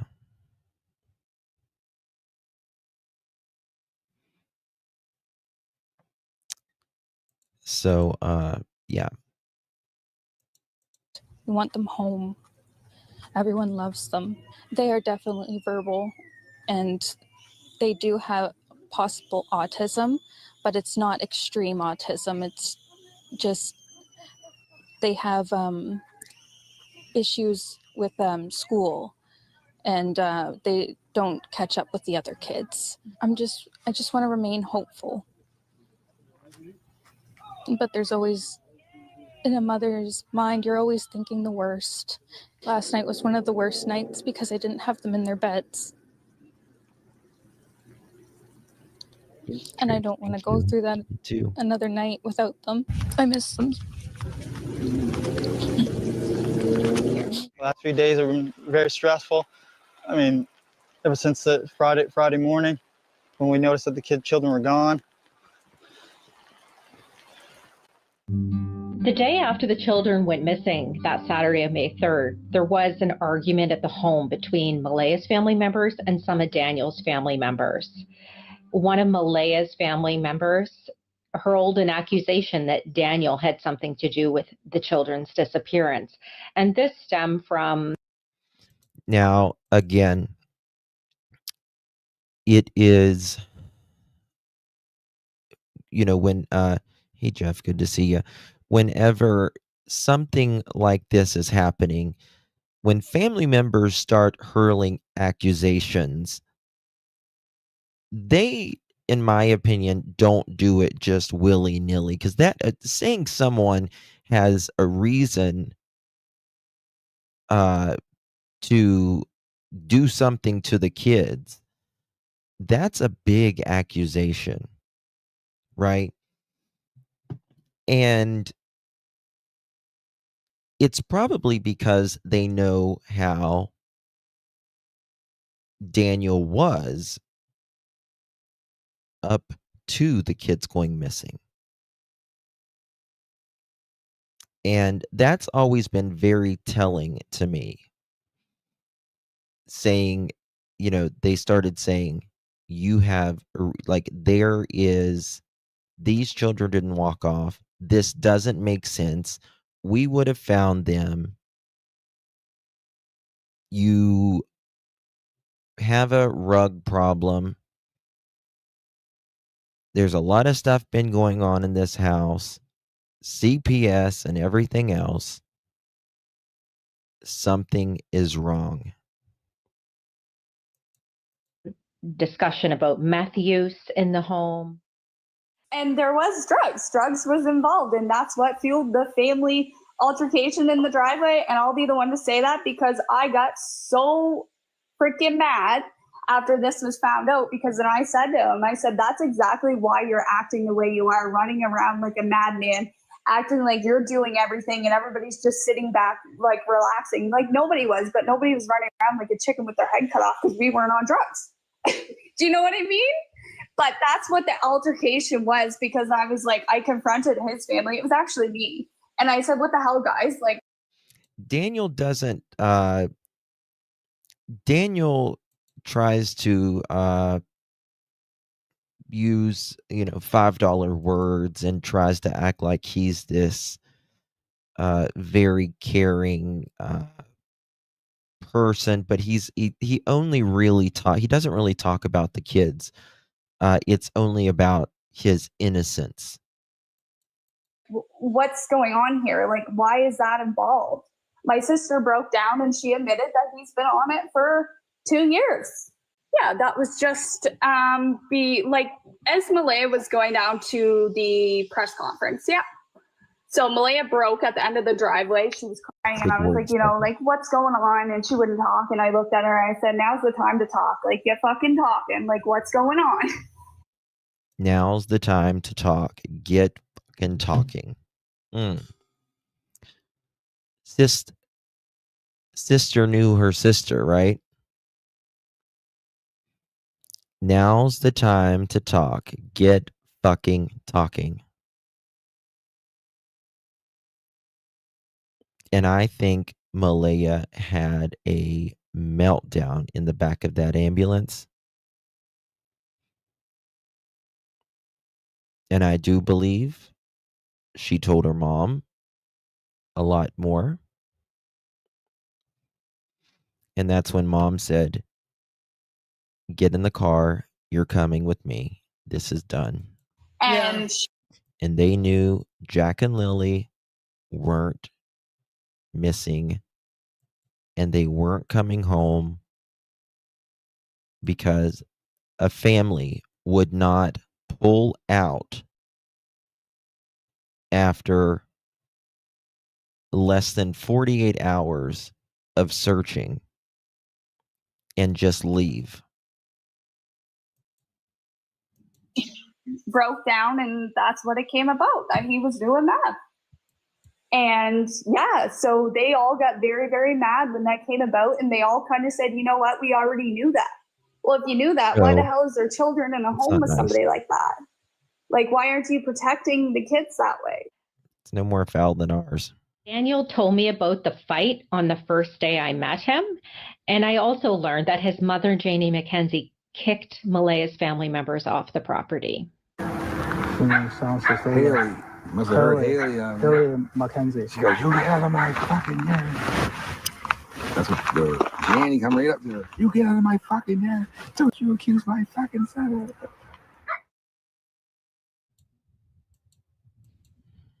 You see, there is a vast difference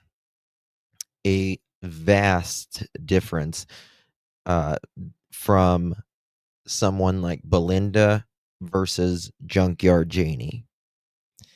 Belinda will say what her son has done wrong and still love him, right? Which is what you're supposed to do. Do the right thing. Janie, don't you talk about my Daniel. A mom's heart doesn't lie on a meth head kid. A mom's heart does not lie. So what, he smokes the meth and it looks like a fucking, junkyard around here. Big difference. She is oblivious. After that point, at a briefing, a police update that Daniel and Malehya attended together, Malehya left the briefing in tears. It was around supper time when officers pointed out on maps where searchers had been. Suddenly, Malehya said she wasn't feeling well. She walked out with Meadow on her hip.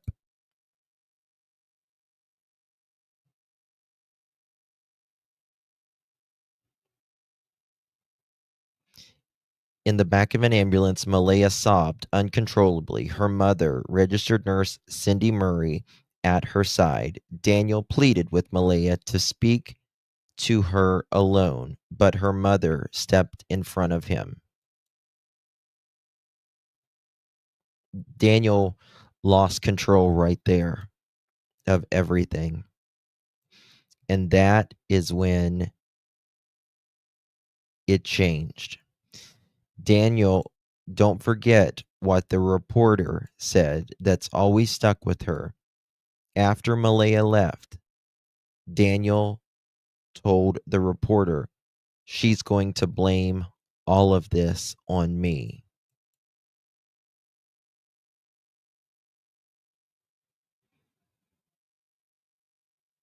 Oh, really, Nancy? I've not heard that. When Daniel tried to speak to her alone, her mother would not let him. And that there was also an altercation there that resulted in Malehya leaving with her mother, cutting off contact with Daniel, and the two have broken up. She's changed her Facebook status to single, and she has not come back to the community. Yeah, just before Malehya had left, Malehya planned to, the baby was going to go with Logan. There was a lot of like, kind of like, give me the baby, I'm taking the baby, and then, oh, you can come too. And it was kind of like, you know, Malehya, like, I spoke to her and I was like, why don't you go with your mom? She wasn't made to go with her mom. As her sister, I could see what was right and what was wrong in that moment. When I got there, I said, do you want me to stay with the baby? You can go look. She goes, I'm going to stay with the baby. Okay, so whatever. So I went looking. Do you want me to stay with the baby so you can go look? Malehya's like, nope. Nope. You did, Nancy? Okay, let me look. So that was the next thing, was when she was told that the baby had to leave the residence. She's exactly told she did not have to leave the residence. They just wanted the baby off the residence, from the residence. As like this whole scenario isn't something a kid should be a part of. So the baby was going to come to my house. So she's never been apart from the baby. Never. Like she's meadow. Did you email it or did you text it, Nancy? Meadow. So I said, you're more than welcome to come too. If not, I am comfortable. I have 3 kids of my own. Like Malehya, I can take care of this kid. Like I can take care of the baby, no problem. So first the baby, it was just going to be the baby. And then she decided she was going to come with me. So, but then something changed and we were at the briefing. Her mother said something to her. And then I had to take everything out of my car and put it in her mother's car. And like I said, she had this whole plan. Like she was going to drive her car into my house. Mm-hmm. And she was going to, and then the plan changed. Oh, I'm going to take the car to my mother's. Like I'm going with my mother. Well, she didn't even come back for the car. Like the search and rescue had her car towed to wherever she was. Yes. Yep. That is exactly right, Esley. And I think we forget about that a lot. That CPS said that baby could not stay there. Could not stay there.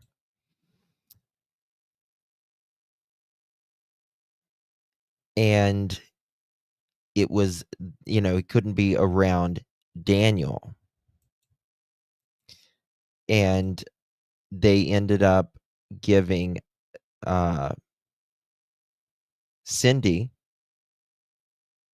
the temporary custody or guardianship.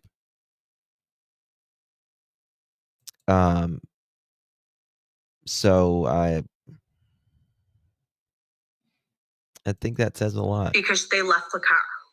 That's how much of a hurry that was to leave. And they were trying to persuade her to. Did Nancy? I'm trying to find it. I don't know where did you email it? Did you email it? Because I don't see anything from today from you.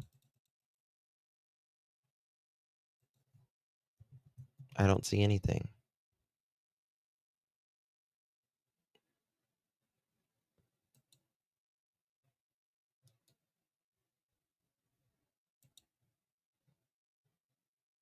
I don't see it.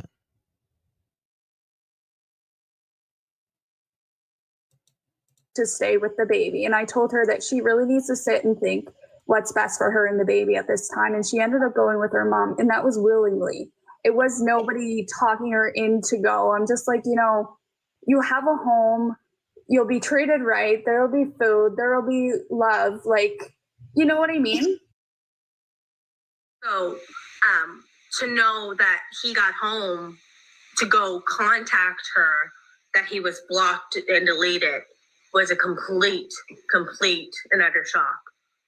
Can you text it again? Sunday, I didn't go searching. That my niece and friends of hers, they're hikers, so they stated they would go for me. So they went Sunday. Then Monday, my sister and I decided, well, we were going to go back. So we had my nephew, and he had a 4-wheel machine because we wanted to take the trails back further towards the pipeline. And like I said, there's trails that go everywhere through there. So we started searching right away. And when we were done with that search, I come back out, and they stayed out by the road, and I started to walk in because I wanted to let Malehya know that we were searching to see if she had any more information. And that's when I had met Logan. That when I walked into the driveway and I said hi to them. And Nancy, is it the one from, hold on, is it this one right here? Is it the one from Daphne? Hold on 1 second.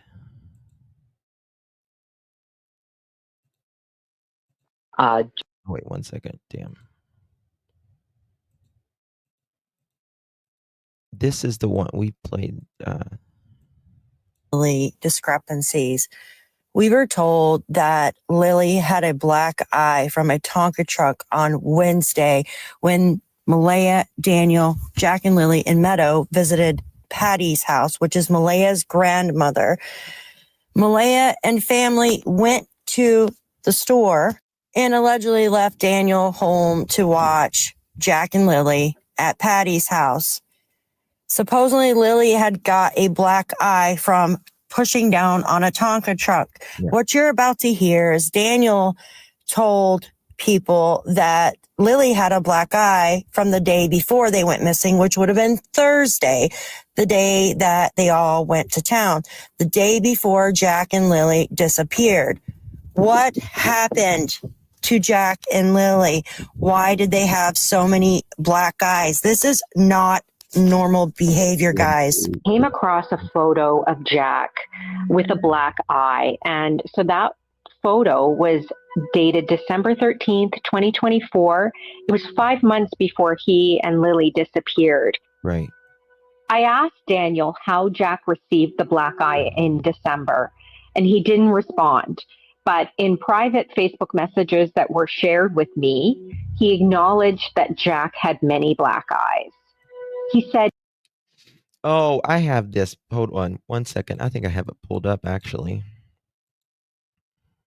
Look here. Check this out.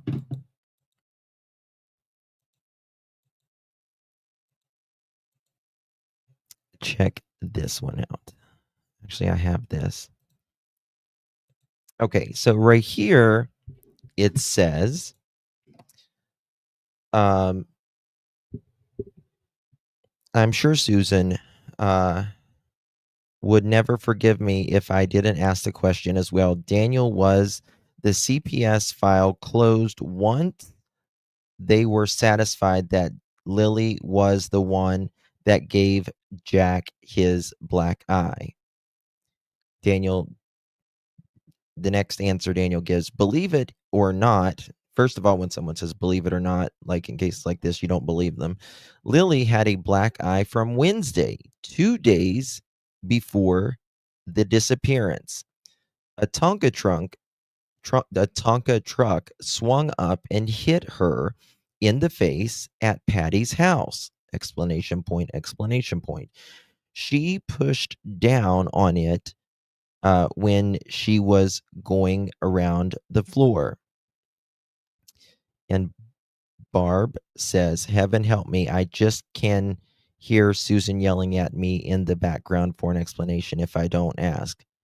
And then Daniel says, no case files show that I have full access to all the CPS files.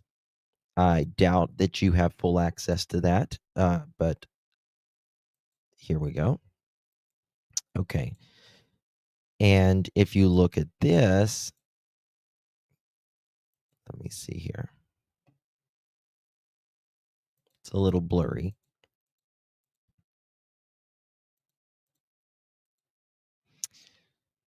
That evening, let me see here.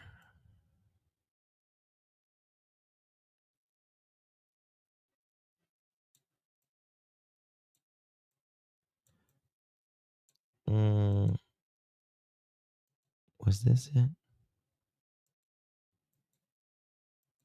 Let me see if this one's it. I don't know. I might have picked the wrong one.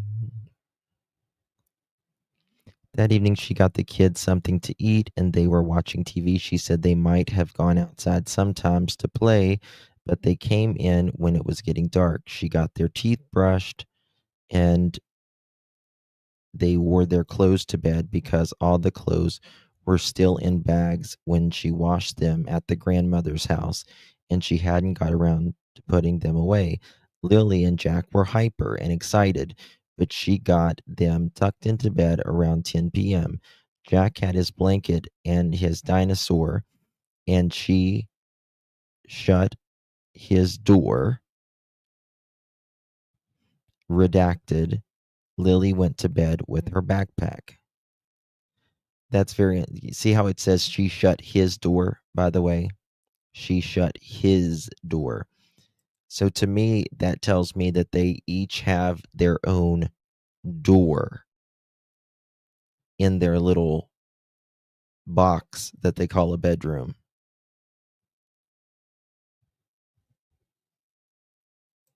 As well.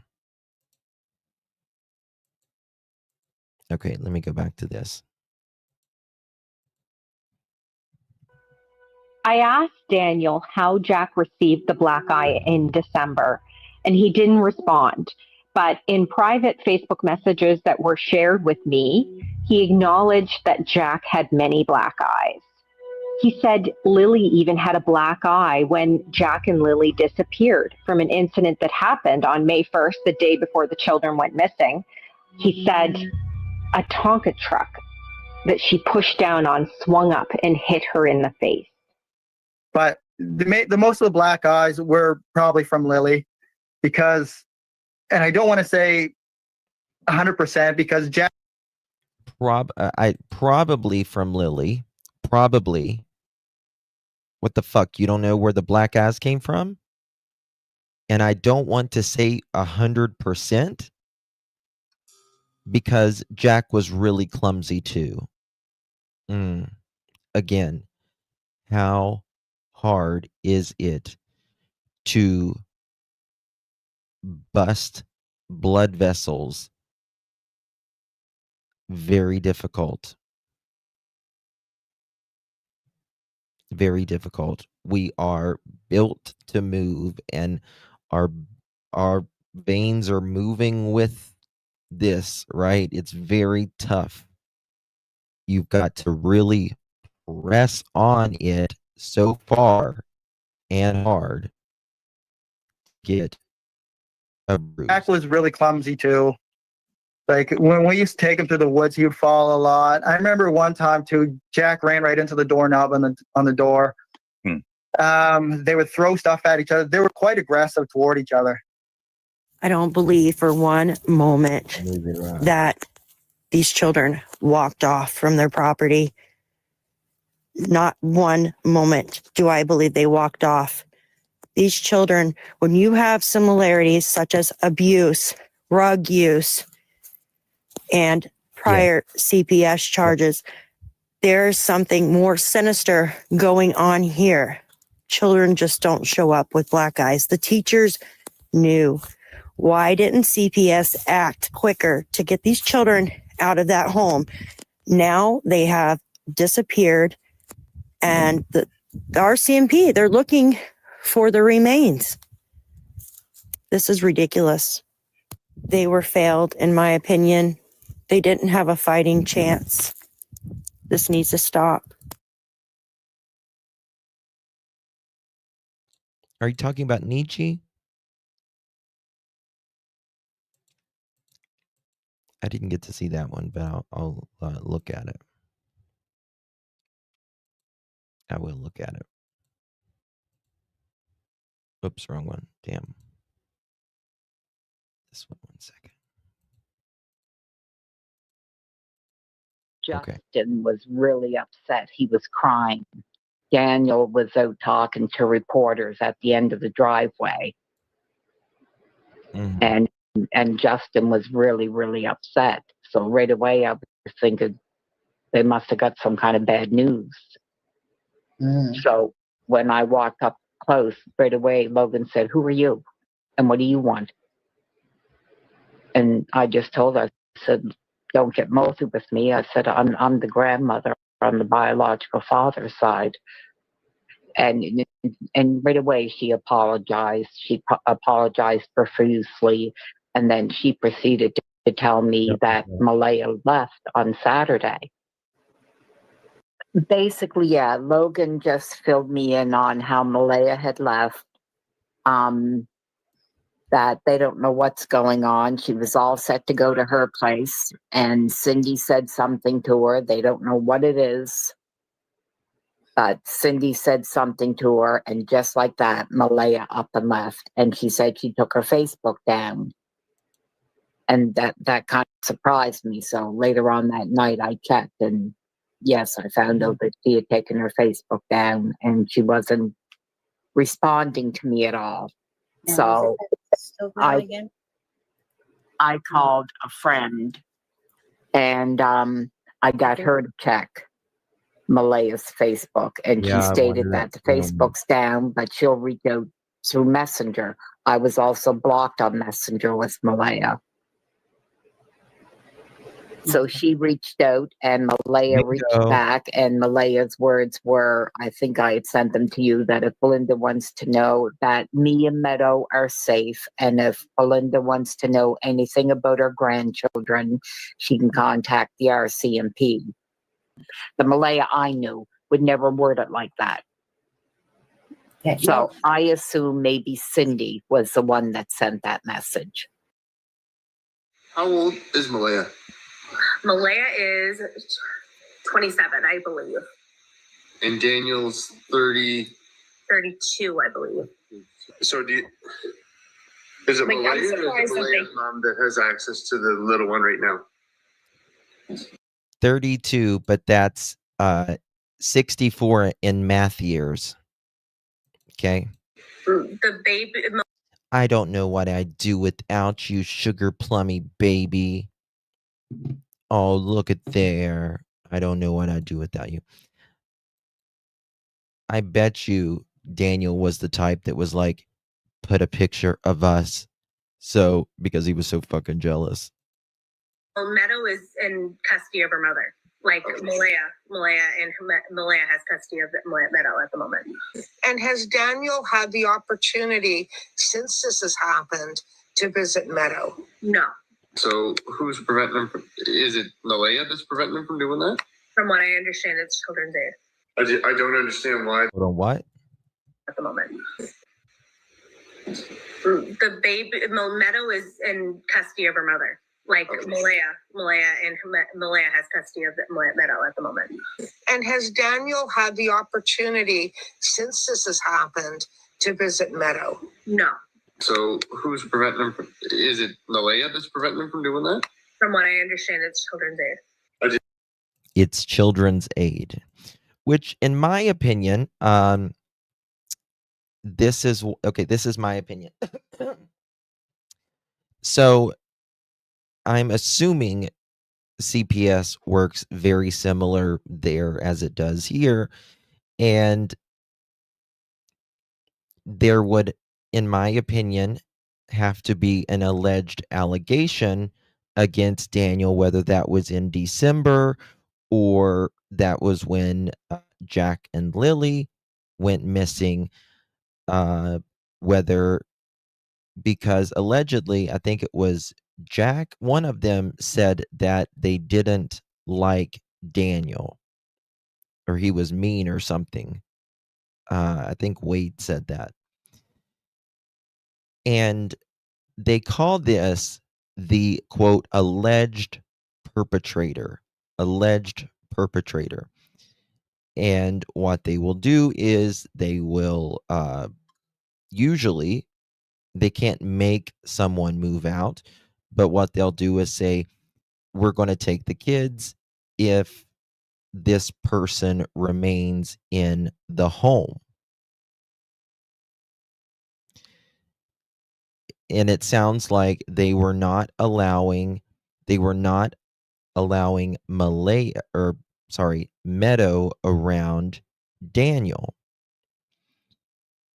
And because I'm assuming he is the, quote, alleged perpetrator for whatever was happening. Again, whether that was in December or when the kids went missing. But I do believe, in my opinion, Daniel is that alleged perpetrator of whether that is bruising or something else. I don't understand why they wouldn't allow Daniel access. I don't understand why, if this is a case. Malehya has the baby. Exactly. Unless he made allegations of domestic abuse. You know what, Mama Angie? I think I remember that Daniel said at one point that M alleged abuse against him to CPS when she left. Yes. But even then, it would have to go to family court, and he should be allowed at minimal right now supervised access. But when Yes, that as well. Fundaski. Allegedly, Daniel's children said that Malehya would lock the children in the bedroom and that was mean to them, and said that Daniel would go after Jack and Lily. Makes me wonder if they were both mean to each other's kids. did try to call Malehya afterwards, like on that Sunday, to check on Meadow and to check on her. She answered, and as soon as she answered, what I got was, I said, "How is Meadow?" She goes, "Meadow is fine." And then I hear in the background, "Who are you talking to? Hang that phone up." So then when I called back the next time, because I'm very persistent, I'm going to call the next day. My number was blocked. So, you know, little trick on your phone. If you're blocked, you can private your number and it will still go through. Oh, damn, I forgot about that. I've got the text message that Daniel's kids claimed that that his own kids claimed that he was, I bet you that's what it was. Hold on. 1 second. I bet you that's what it is. Okay, bear with me.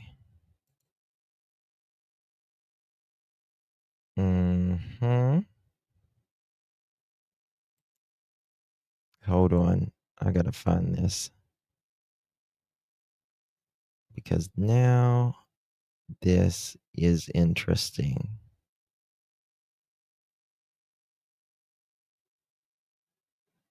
Daniel said that his kids told on him that he was hurting or something the kids. I can't remember. I'm going to find it. Let me play this real quick. So I did call, but I didn't say anything because I wanted to see who would answer the phone. Her mother answered the phone, and she went Malehya's phone, so I did not talk, and I just hung up the phone because I knew I wasn't going to get anywhere.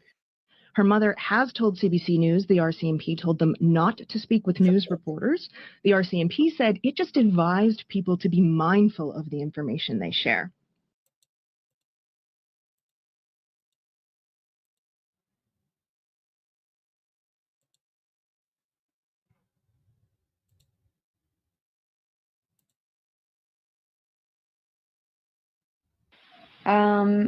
Like again, I said, I don't really want to touch on anything to do with Malay and what her future. Okay, look at this message, by the way. This is one where she says, I thought they were just drug addicts and would fight with each other over small things. And that's why the house was dirty. Malehya did say on Easter that Jack didn't like Daniel.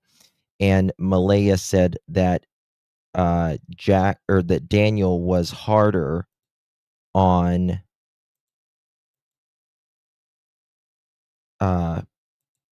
Jack.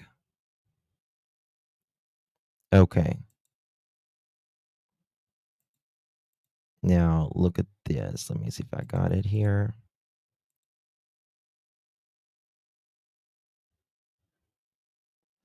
Daniel says here, Malehya became violent coming up to the disappearance.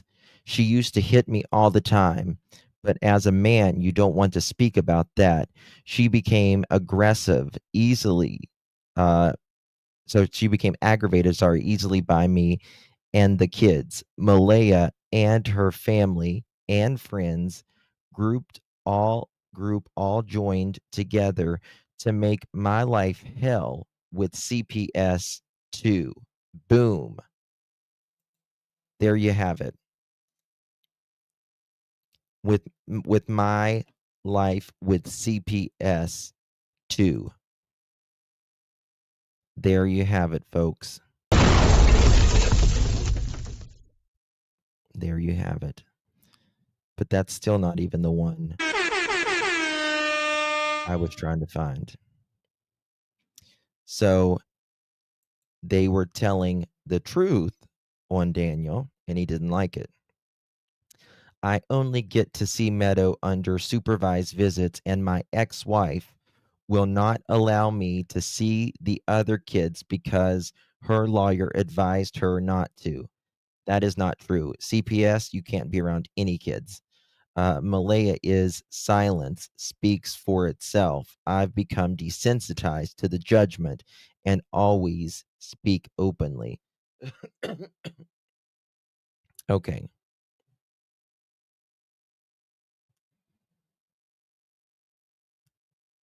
Let me see here.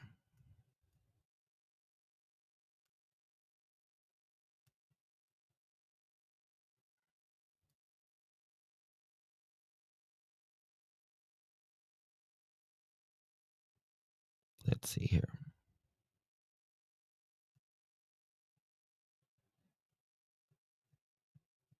I've got so much.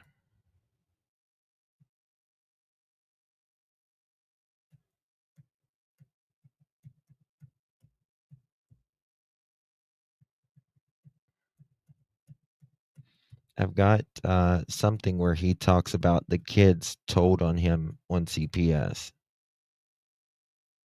Me and Meadow will visit her in prison.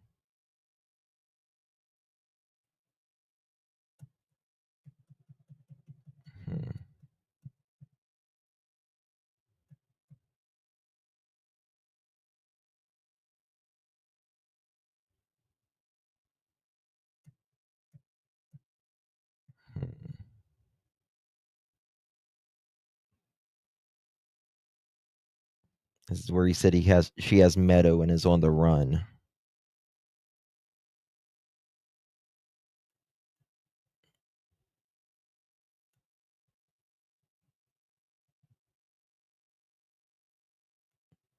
I'll find it in a minute, but let me get back to the video while I look for this.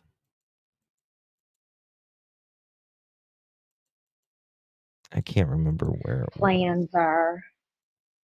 Everything's touch and go. The subject is very touchy for family. Malehya's trying to live somewhat of a normal life. She shouldn't be expected to sit in the house and be miserable. She can have a life too, right? We don't know what happened. I only know from what I was told. I obviously wasn't there when the kids went missing, but she deserves to not be ridiculed as well, right? Yep. So I'm not sticking up for anybody in this situation. Here's a message I've always found interesting as well.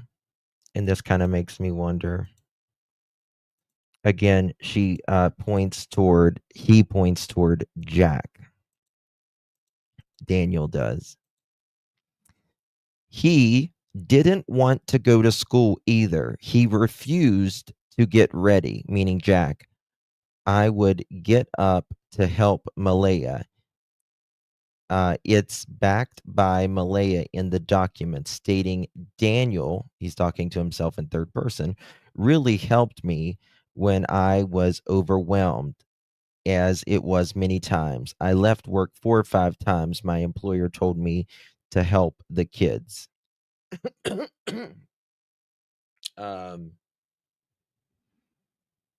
No.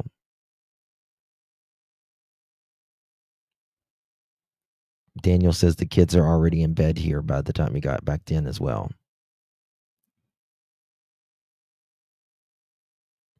When we both woke up, it's hard to remember if it was me or her, but I think she said, "Do you hear the kids?" It's tough question because waking up from sleep, then your world changes on a dime. You forget things so small like that. No, you don't.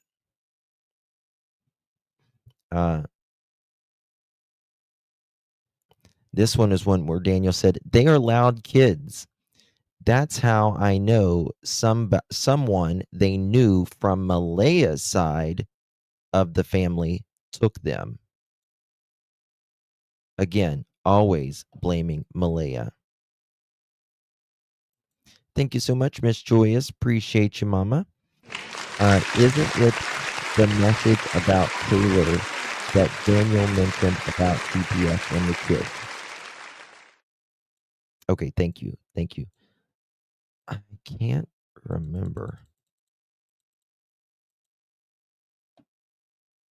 Okay, yep, this is it. Thank you so much for sending this. Okay. Look at this. Check this out. This comes from the Martell. Thank you so much, Joyous. Appreciate you, Mama.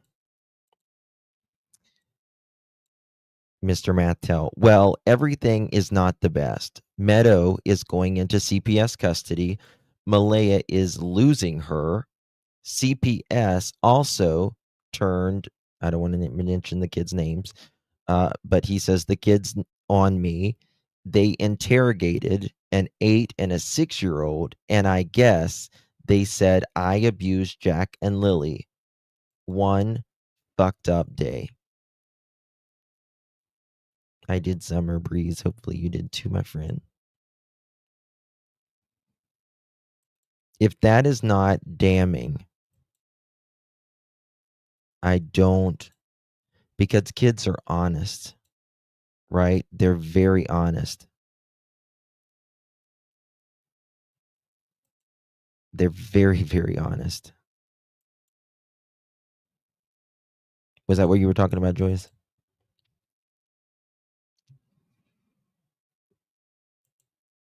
No, they don't lie. They don't have a filter. Right? We are We are taught to lie to get in trouble. Kids like that don't lie.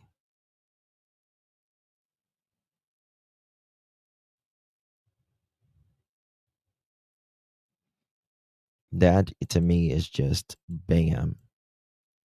Oh no, I'm sorry, they put. And look, if Daniel was home at that time, he's got a bar or two. Just an FYI. If he's home at that time, he's got full Wi-Fi, but look, he's got a couple bars as well.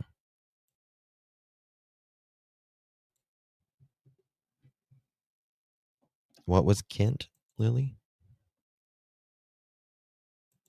So who was the person saying, when we all know the truth, we will be shocked?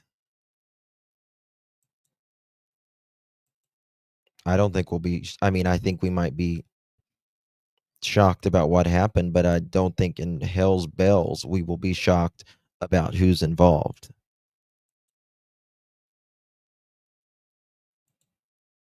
What did Jen Nova say? Do you remember seeing a message that Daniel said Jack was up till midnight? I don't remember where I seen that. I vaguely remember that. Yes, I do. I need to find that now.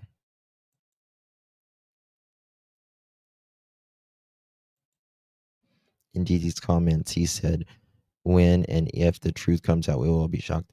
Well, that the thing about is saying is when and if the truth comes out, we will be shocked. That implies you know something. Wolfie, what are the odds of the court docs coming out next week? Wolfie, so I hear that they've already been released, but this is just what I've heard. I can't confirm this, but I've heard that the news has not released them yet.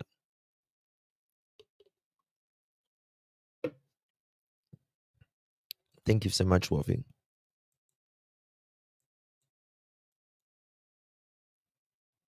My hound dog. You ain't nothing but a hound dog.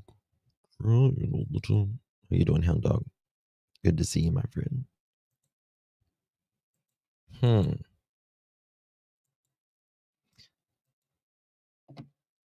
Look at these messages from the junkyard Janie when she was in said chat room.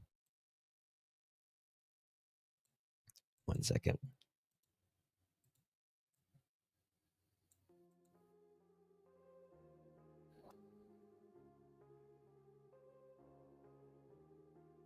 She says, okay, answer me this. Why would you leave your laundry at your grandmother's house and Jack and Lily go missing on Friday?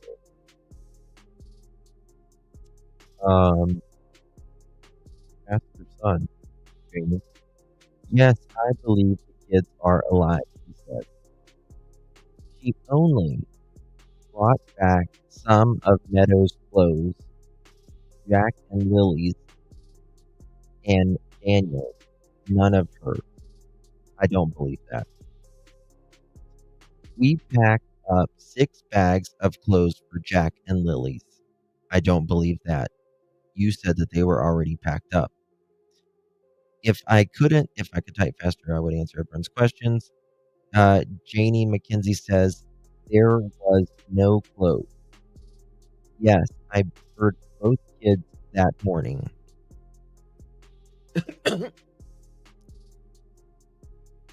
Yes, 6 bags. DT has pics. I believe those are the clothes that she brought back. Janie says, yes, he walked through a field, not woods. Big difference. I don't know where the kids are. If I did, I would tell. Do you think I like going through this hell? When I went for my polygraph, they asked me if I wanted anything to drink. I said no thanks. I was telling them there was none of Malehya's clothes here. No, you're right, DT. No kids here. Listen to this one. No kids here. I think she means we have a pool. Was not raking the driveway on Thursday night. If I did, don't you think the RCMP would notice? They are not stupid. Then why in the did you say I was raking that night, filling in potholes? I had my rake, my shovel, the Dollarama, and I was filling in potholes. Hi, Yvette. Good to see you.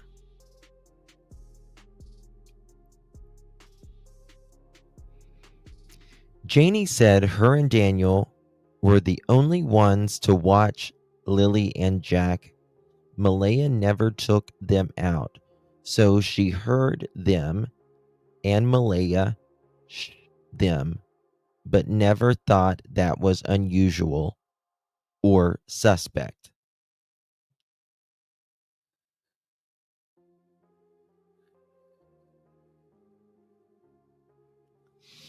Janie said her and Daniel were the only ones to watch Lily and Jack.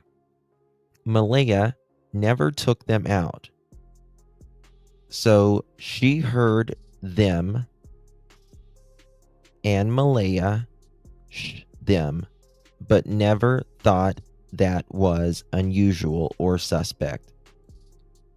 Who did she hear them? I know, Crazy Book. She fucking said it on her TV interview. She is I see where the Martell gets it from. I really do. You can tell where the Martell gets it from. His mother. Right here she is. And right here she is. How the old white lady in the pharmacy looks at me when I'm checking out with nothing but lube and Reese cups. Judgmental much, Janie. Bitch.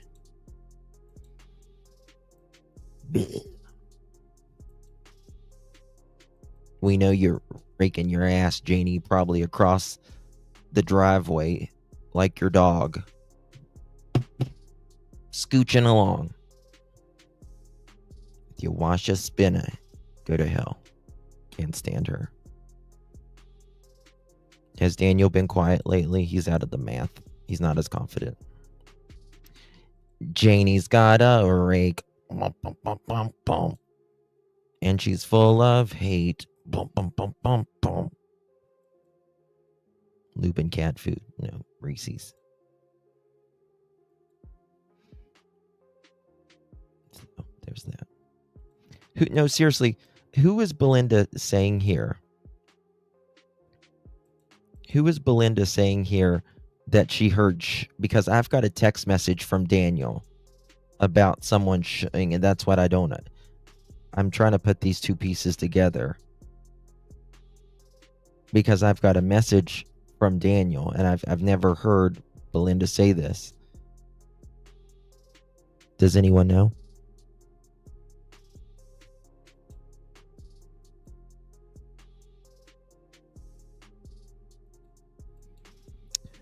What's your boy Daniel do? He smokes the math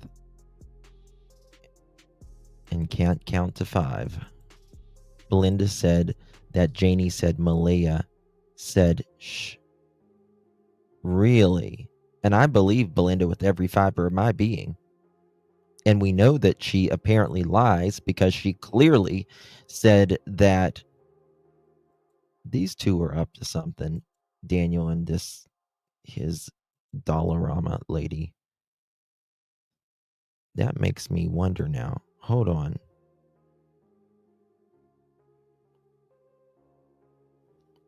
Go back to this. Okay, remember this with this thing. Janie said her and Daniel were the only two to watch Jack and Lily, and Malehya never took them out. So she heard them and Malehya them, but never thought that was unusual or suspect. Now look at this. From the math himself. They are loud kids. That's how I know someone they knew from Malehya's side of the family took them. The dog did bark, but briefly. I'm guessing whoever took them may have said to shh, don't be loud. I hope Belinda knows that this was out there.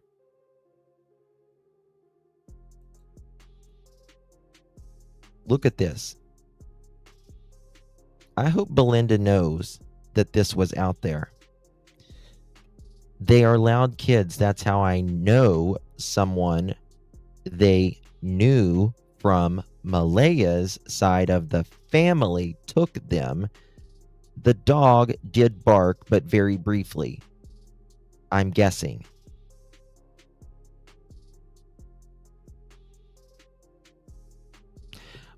Well, first of all, you sack of squirrel crap, Daniel. How do you know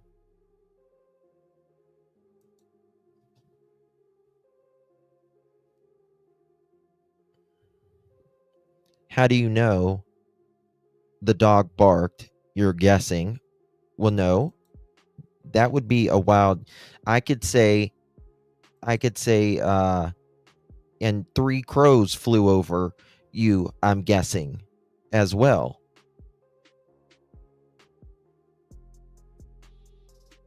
He's nuttier than squirrel shit. He really is. He's telling us what happened, but guessing at the same time. The dog did bark, but very briefly. 2 explanation points. I'm guessing. How do you know if the fucking dog barked? Weren't you sleeping? Dum-dum? I can't with this man. I swear to God, I would rather put up with Don Wells and Edgar any day of the week than I would with him, because he is, I mean, he's God. He's fucking lunatic. I mean, I'm guessing. Well, you're okay, you're guessing. I can guess that someone won a Monopoly that morning as well. I'm guessing. They may have said shh.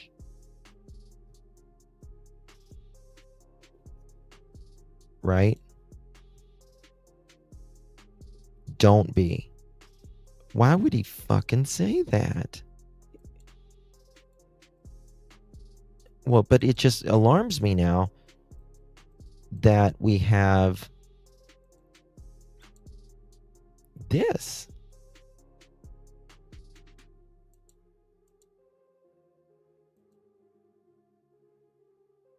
Wait, wrong one.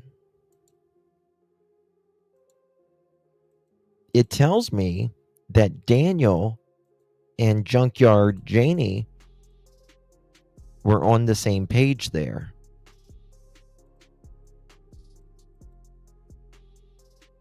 They're making this shit up.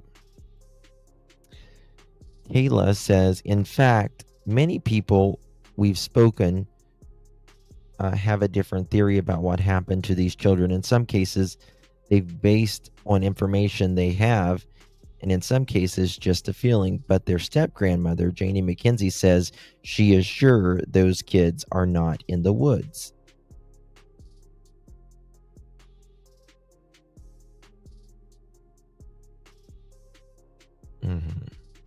Daniel, is this your little bowl where you snort your stuff out of? Asking for a friend.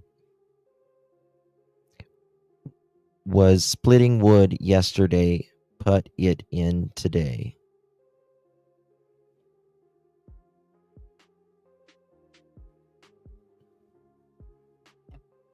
Yes, I was raking where the pool was going around supper time Thursday night. No pool cause there was no kids here. Why put it up? I wanted to put in a fenced area so kids would get in it. You mean wouldn't? It's not in the driveway. It was going to be in front of the RV, in front of her windshield, so the dogs could just bark non-stop. No, I got one last year from a friend. As they took it down, she gave it to me and the kids. Where's it at, Janie? If I was there, I would have gave her my hand. Not the mail. I don't even know what that means.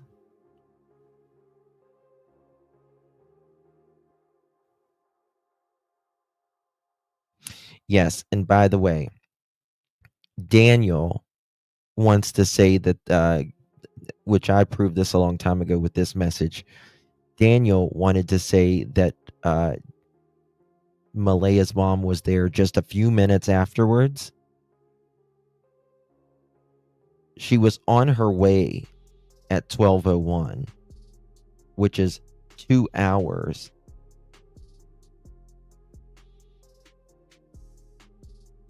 Even before or after the 911 call went in. And at 12:08, she called 2 minutes and 51 seconds. And at 12:24, she's still not there.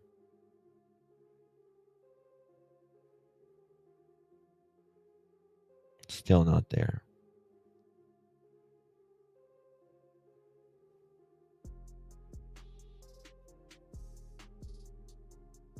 Just crazy to me. Janie's smoking the peace pipe too, I think. Thank you, Patriot Girl. Really do appreciate you, Mama. Thank you so much for your perspective. I'm proud of you. Hello, No More Lies. Good to see you, dear. Perhaps Jackie got a hold of Daniel's Pokemon cards. No. I don't think so. It's something like that. Raking the driveway for months now. There was no raking. No. It's weird. It's weird. I don't even know what to say. Oh, thank you, Miss Donna. Good to see you, love. Thank you so much for your support. Appreciate you. Thank you so much, my love. Thank you for being a member as well. As soon as Jordan put the video out and lost his shit, Daniel's been silent directly after all that happened. You think? He can't stand anyone that he can't stand them. He really can't. Thank you so much, Don. I appreciate you. I hate how he always talks about the kids in past tense. Jack was really clumsy. I don't understand why they're not in jail. We got to find Jack and Lily. We got to find Jack and Lily.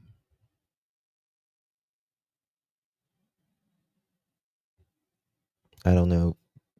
We need to get all of Nova Scotia together and just one end to the other and just fucking hold hands and clear the whole Nova Scotia. Fuck these Daniel. He's very frustrating.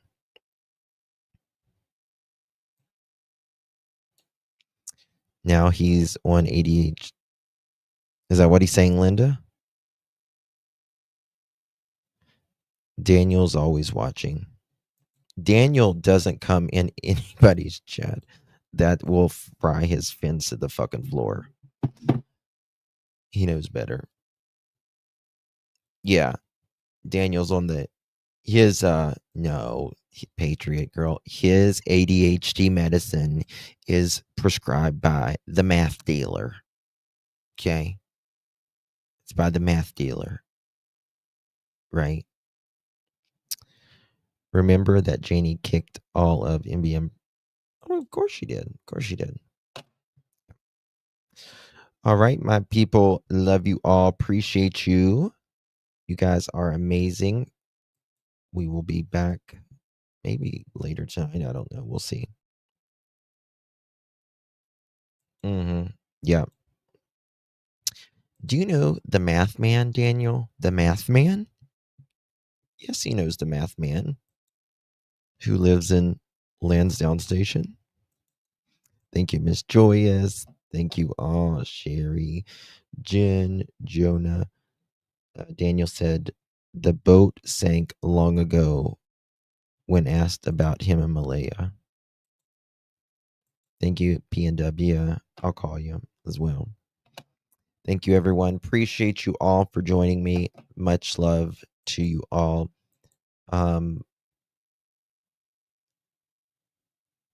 There's so much stuff going on in true crime right now. I need to make some videos. I might make some videos, or I might come back live. I don't know. We'll see. But if you're up, I might be around. Love you guys. Thank you all so much for joining me. God bless each and every one of you. You only get so many trips around the sun. Make it count.